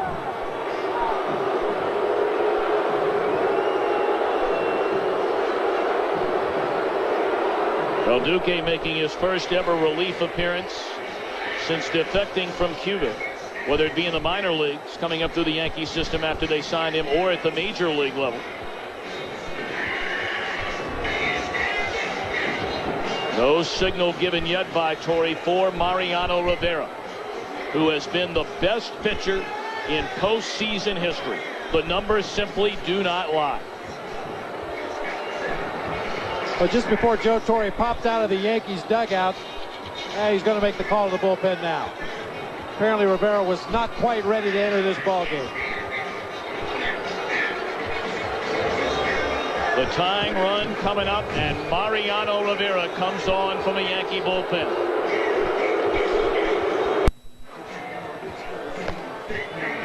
7-5. The Yankees lead the A's with 1 out and 1 on here in the bottom of the 8th inning. And Joe Torre summons Mariano Rivera. Rivera got the save in Game 3 on Friday. That tied him with Dennis Eckersley for the most saves in postseason play with 15. In this postseason, he's worked 3 1/3 innings of scoreless baseball, which runs his record now 29 consecutive scoreless innings over 20 appearances in the postseason. His 0.36 ERA, the lowest postseason career earned run average in Major League history. Terrence Long, the batter. It's in there straight. It's time for him to give it up.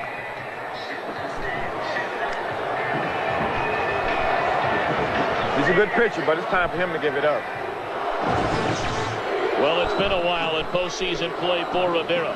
He's converted his last 10 save opportunities, as that one is swung on and fouled out of play in the regular season. But only 3 chances, Bobby, the final 24 games of the year. Well, the way the Yankees stumbled into the postseason, as you get a look at Rivera's postseason numbers, they lost 15 of their last 18 ball games, so Rivera only 3 save opportunities in the final 24 games. He is definitely rested and ready.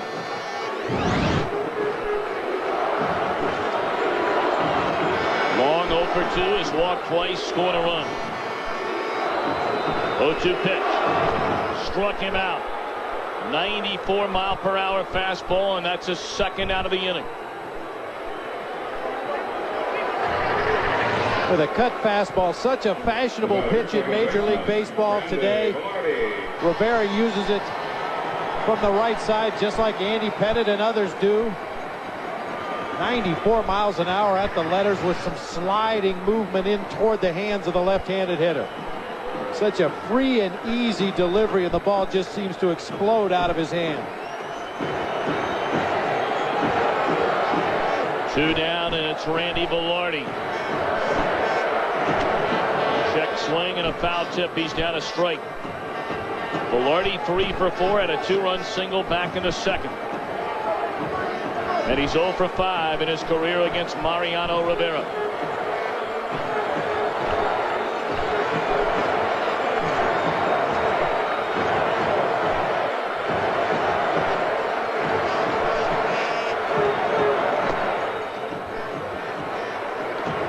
This is the man clearly that Rivera has his sights set on, not only because he's the man batting, but you cannot allow Velarde to reach base and continue this inning for the man who waits in the on-deck circle, Giambi.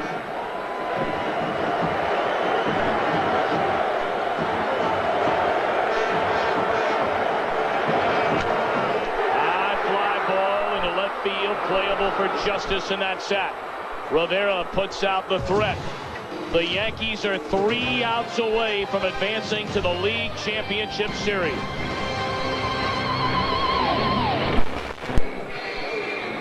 Top half of the 9th inning, the Yankees coming to bat against the Oakland closer, Jason Isringhausen, with a 7-5 lead. His 33 saves during the regular season tied him for 7th in the American League. He was 33 for 40 in save opportunities. He got the side in order in the 9th inning of Game 1 in his only career postseason appearance.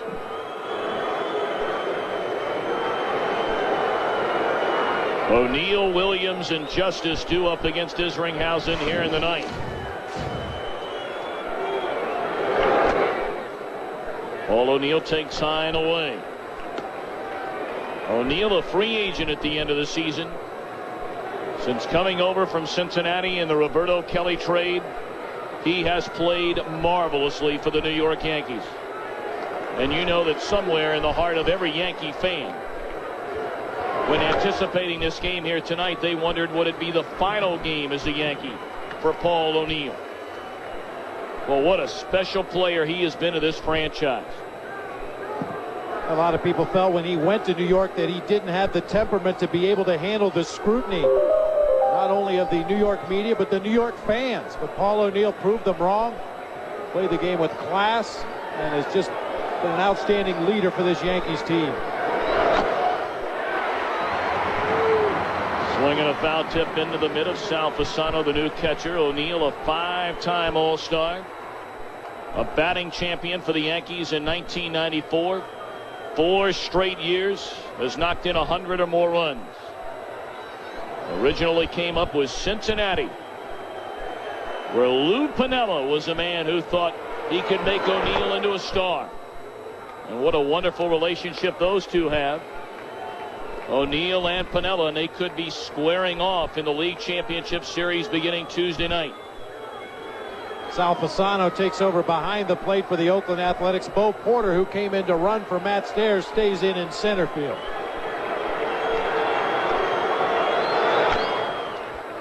Out on a play, third base side. Well, you talk about a steal. In November of '92, Roberto Kelly traded from the Yankees to the Reds for Paul O'Neill.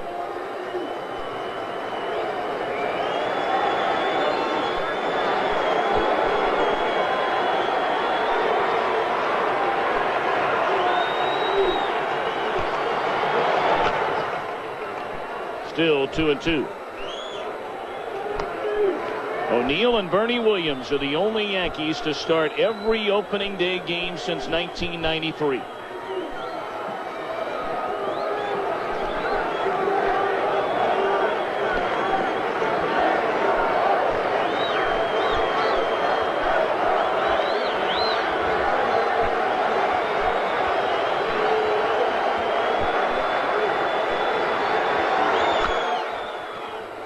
O'Neill's just hanging tough, fouling off those tough pitchers' pitches, waiting for Isringhausen to make some kind of a mistake where he can really drive the ball. Isringhausen appears to just want to stay away from Paul O'Neill in this situation, make him hit the ball to the opposite field. Bo Porter is shaded over into the gap in left center field. Ben Grieve has moved over a few steps toward the line in left. And those Yankees starting to smell it down in that dugout. O'Neill dumps it down the left field line, base hit. O'Neill making a turn, he's coming to second. Here comes a throw by Grieve and gets by Velarde. And Paul O'Neill with a hustling double, his second hit of the night.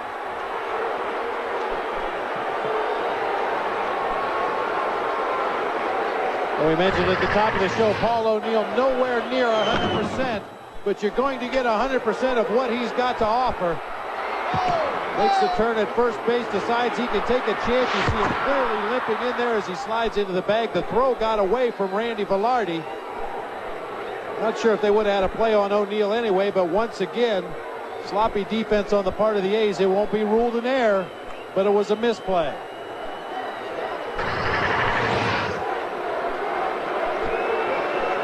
Now Bernie Williams, 0 for 3, knocked in a run, the first run in that 6-run opening inning with a sac fly. Breaking ball down and in, blocked nicely by Fasano, ball 1.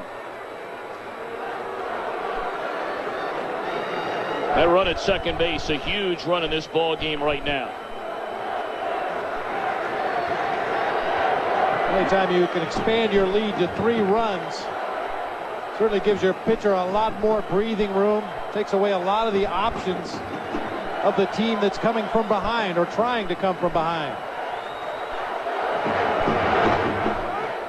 Fastball, a strike on the outside corner. Williams didn't think so. It's 1-1.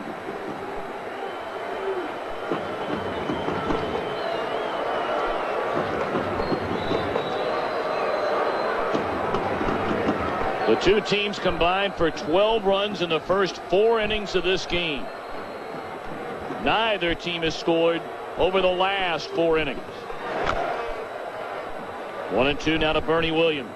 Yeah, really, it's been outstanding work by both bullpens in this ball game. The Yankees much maligned bullpen throughout the regular season. The A's really extended after starter Gil Herrera only went a third of an inning. Both managers have to be extremely pleased with the work they've gotten from their relief pitchers in this ball game.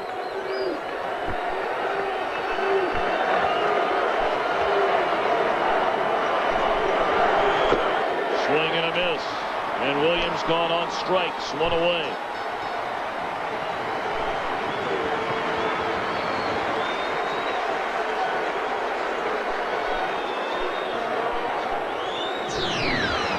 Jason Isringhausen in the month of September, like all of the pitchers on this Oakland A's staff, had an outstanding month. 6 for 6 in saves, ERA under 2.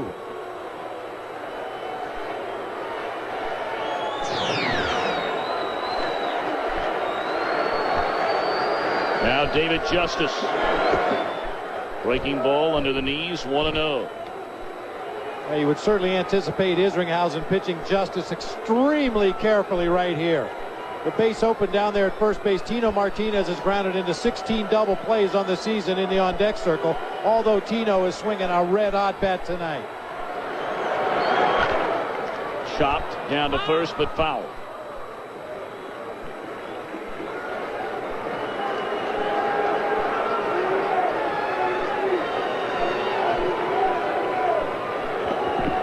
Justice 3 for 10 in his career against the A's right-handed closer with 1 home run.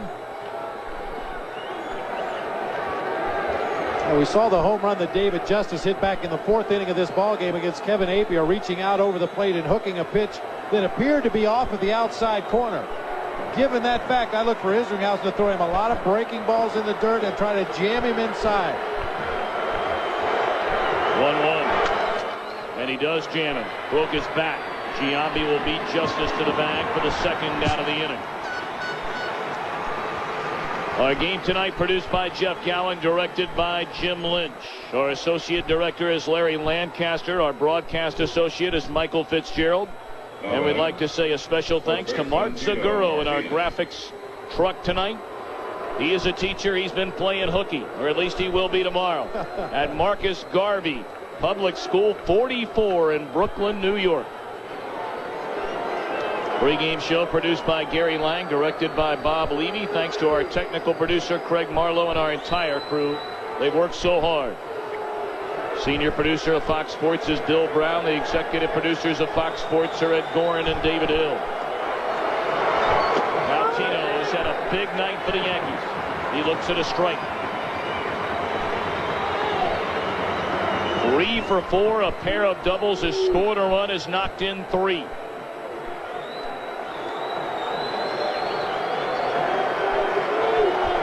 Runner at third with 2 away.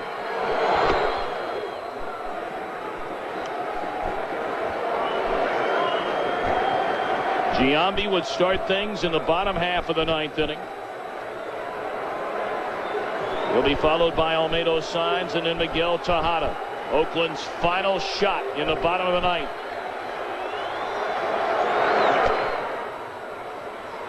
Two and one to Martinez.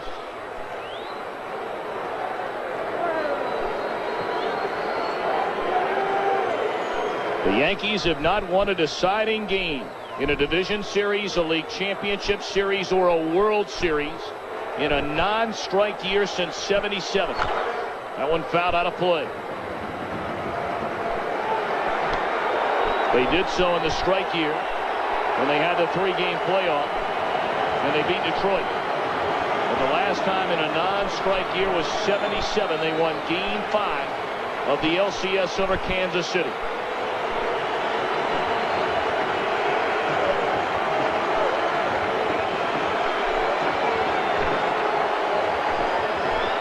The 2-2 pitch. In and out of the mid of Fasano, and Martinez still hanging around.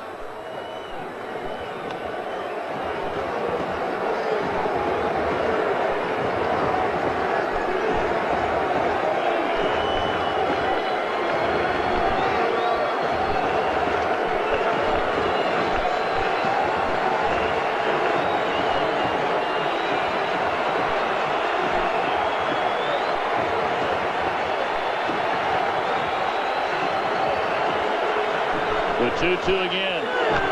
Fouled out of play.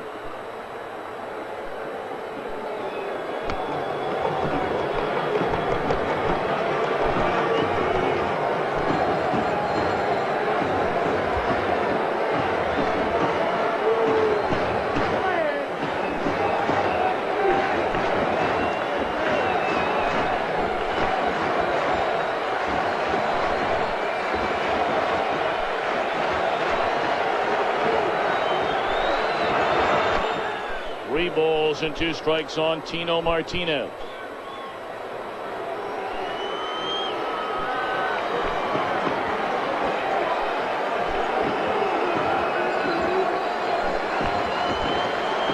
O'Neill at third and a payoff pitch from Isringhausen. Bouncing ball over the mound. Charging is Velarde. He's got it. Inning over. The Athletics come to bat in the bottom of the 9th inning with their postseason hopes hanging in a balance. The Oakland A's, the American League's Western Division champion, winning 91 games while losing 70. They come to bat in Game 5 of the American League Division Series against a man who has not blown a save in the postseason since 1997. That was in the Yankees' 3-2 loss in Game 4 at Cleveland.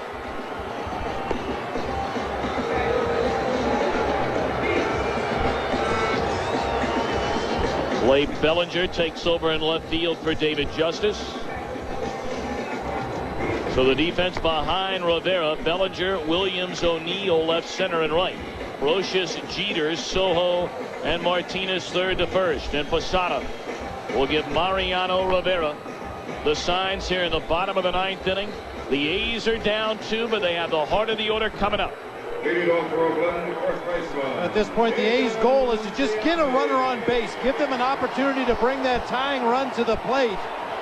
We've talked at length throughout the telecast how patient this A's team has been throughout the year, willing to take the base on balls. Rivera walks very few batters.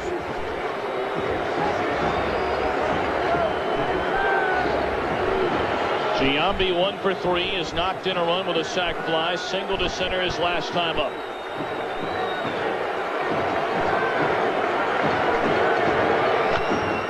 First pitch swinging, fly ball to straightaway center field. One away in the A's 9th.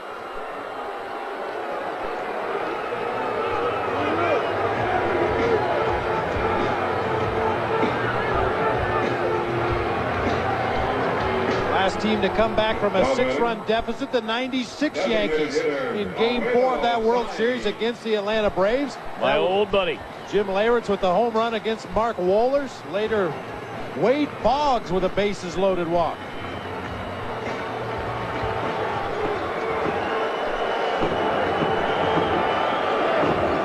Now signs.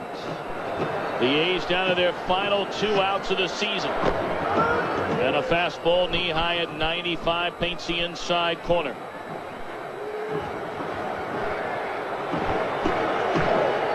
The Yankees, who stumbled so badly down the stretch,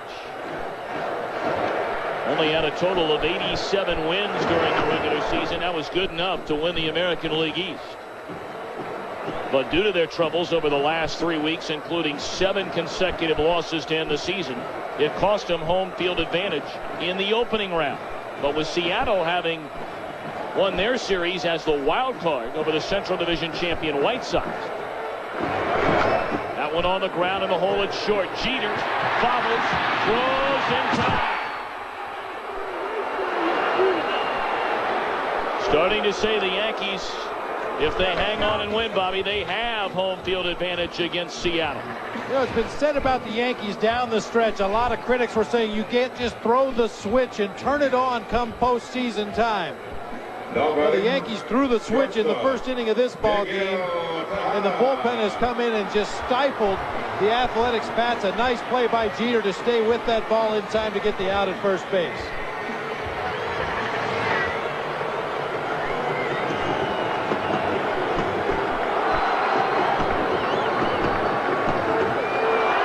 Now Tejada, and a fastball is blown away. The Yankee bullpen of Stanton, Nelson, Hernandez, and Rivera. They have allowed 2 hits and no runs, and they're breaking out the champagne in the Yankee clubhouse.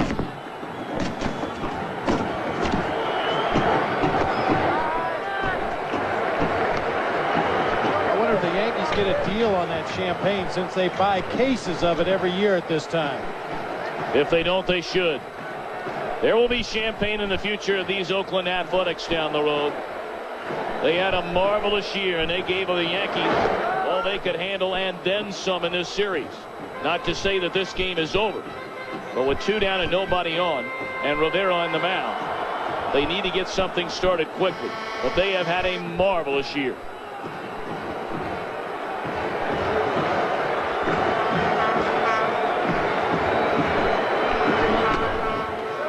Check swing. Did he go? No, he did not. 3 balls and a strike on Tejada.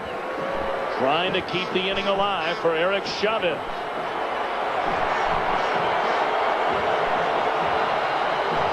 Joe Torre wants some appeal down to first base. Umpire Doug Eddings, and he said he didn't go around. You'll never get the call on a delayed appeal like that. Derek Jeter, the shortstop, was trying to ask for help. Luis Sojo, the second baseman, was pointing at the first base ump. Too much time had elapsed. 3-2.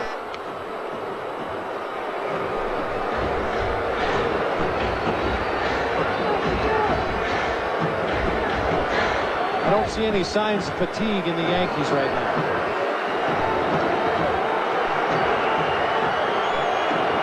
3-2 pitch, and a ground ball into center field. A base hit by Tejada.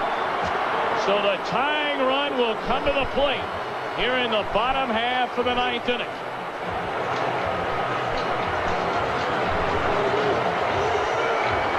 Joe Torre probably very glad that this ball got through into center field. Looked like it was going to drill Mariano Rivera. He's able to hopscotch over that ball as it went on through into center field. Catch your breath when you see your drop-dead closer out there on the mound with a line drive hit back towards him. Now Eric Chavez. The runner goes, and it's popped up, and this could do it. Martinez in foul ground, and the New York Yankees have won Game 5 here in Oakland, and they march on to the American League Championship Series.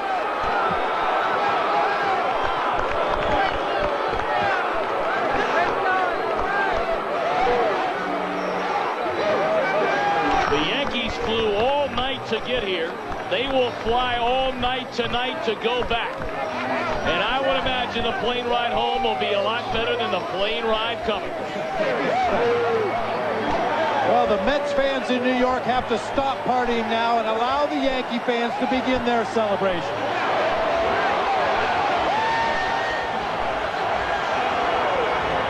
The Yankees celebrate as they look ahead now to take on the Seattle Mariners. The Yankees with home field advantage. It gets underway on NBC Tuesday night, 8 Eastern, 5 Pacific, with Bob Costas and Joe Morgan. Bobby, you will be joining Joe Buck and Tim McCarver for Game 1 of the National League Championship Series right here on Fox. A 6-run first inning, the difference here tonight. It set the tone for the remainder of the game. Granted, Oakland had more than enough chances, did get back in it, but had even more chances to jump in front. But the Yankee bullpen, in relief of Andy Pettitte, nothing shy of spectacular. And a tip of the cap to Joe Torre for not being afraid to roll the dice, bringing back El Duque Orlando Hernandez, even though he only worked 1/3 of an inning in the ball game. Got a big out in the bottom half of the 8th inning before turning the ball over to Mariano Rivera, who closed it out in typical fashion. Record-setting fashion for Mariano Rivera. He has the most saves in postseason play, 16. Let's go downstairs to Josh Lewin.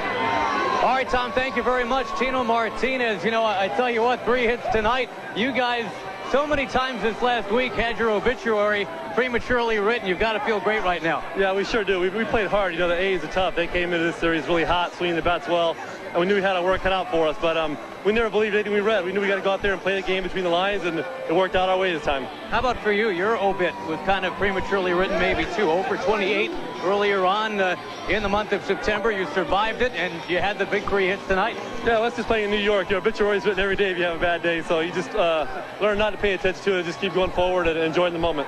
You guys were up 6-0. You get a kiss from your manager. Joe, let me ask you, obviously a very emotional time right now. Was just talking to Tino about this team being counted out by so many. What are you feeling right now? I can't talk. I'm choked up. You know, I got so tired of hearing how, you know, we turn it on and off. This ball club comes to play, and I don't think there's any ball club that I'm more proud of than this one. It's not because it's the most recent, because we had to go through a lot. And, you know, we're going to find out how good we are. But right now, I don't think anything can top what this feeling is. How gratifying, too, Joe, with the guys that have been getting beaten up a little bit. Chuck Knobloch, for example, first pitch of the game tonight. Base hit. Tino Martinez. Brocious comes through. Well, Judge, we decided to come out. We were going to be aggressive. If we were going to leave our hearts on the field, because this ball club that Artie Howe has, they don't die. And they, you know, they were a very tough match for us, and they should be very proud of what they accomplished. But I can't say enough about this club. Congratulations. Thank you. All right, on to Seattle. An emotional Joe Torre, a kiss for his hero tonight, Tino Martinez. Let's go back to Tom. Josh, great having you with us. They're celebrating in the New York Yankees clubhouse, and why not? They win 7-5 here in Game 5 of this division series. And, Bobby, I wish you nothing but the best joining Joe and Timmy in the National League Championship Series. Well, thank you. Looking forward to it a lot, Tom, and I've really enjoyed this season working with you as well. Will a managerial job be in Bob Brenly's future? We shall see, perhaps, in the coming weeks. Our final score, 7-5 Yankees. For more information about tonight's game, log on to foxsports.com. Let's send it now to Keith Olbermann and Steve Lyons in our Fox Network Center as the Yankees move on to take on the former New York Yankee, Lou Piniella, and the Seattle Mariners. Tom, thanks. Because the division series are now over. If you missed the premiere of Fox's hit series Dark Angel,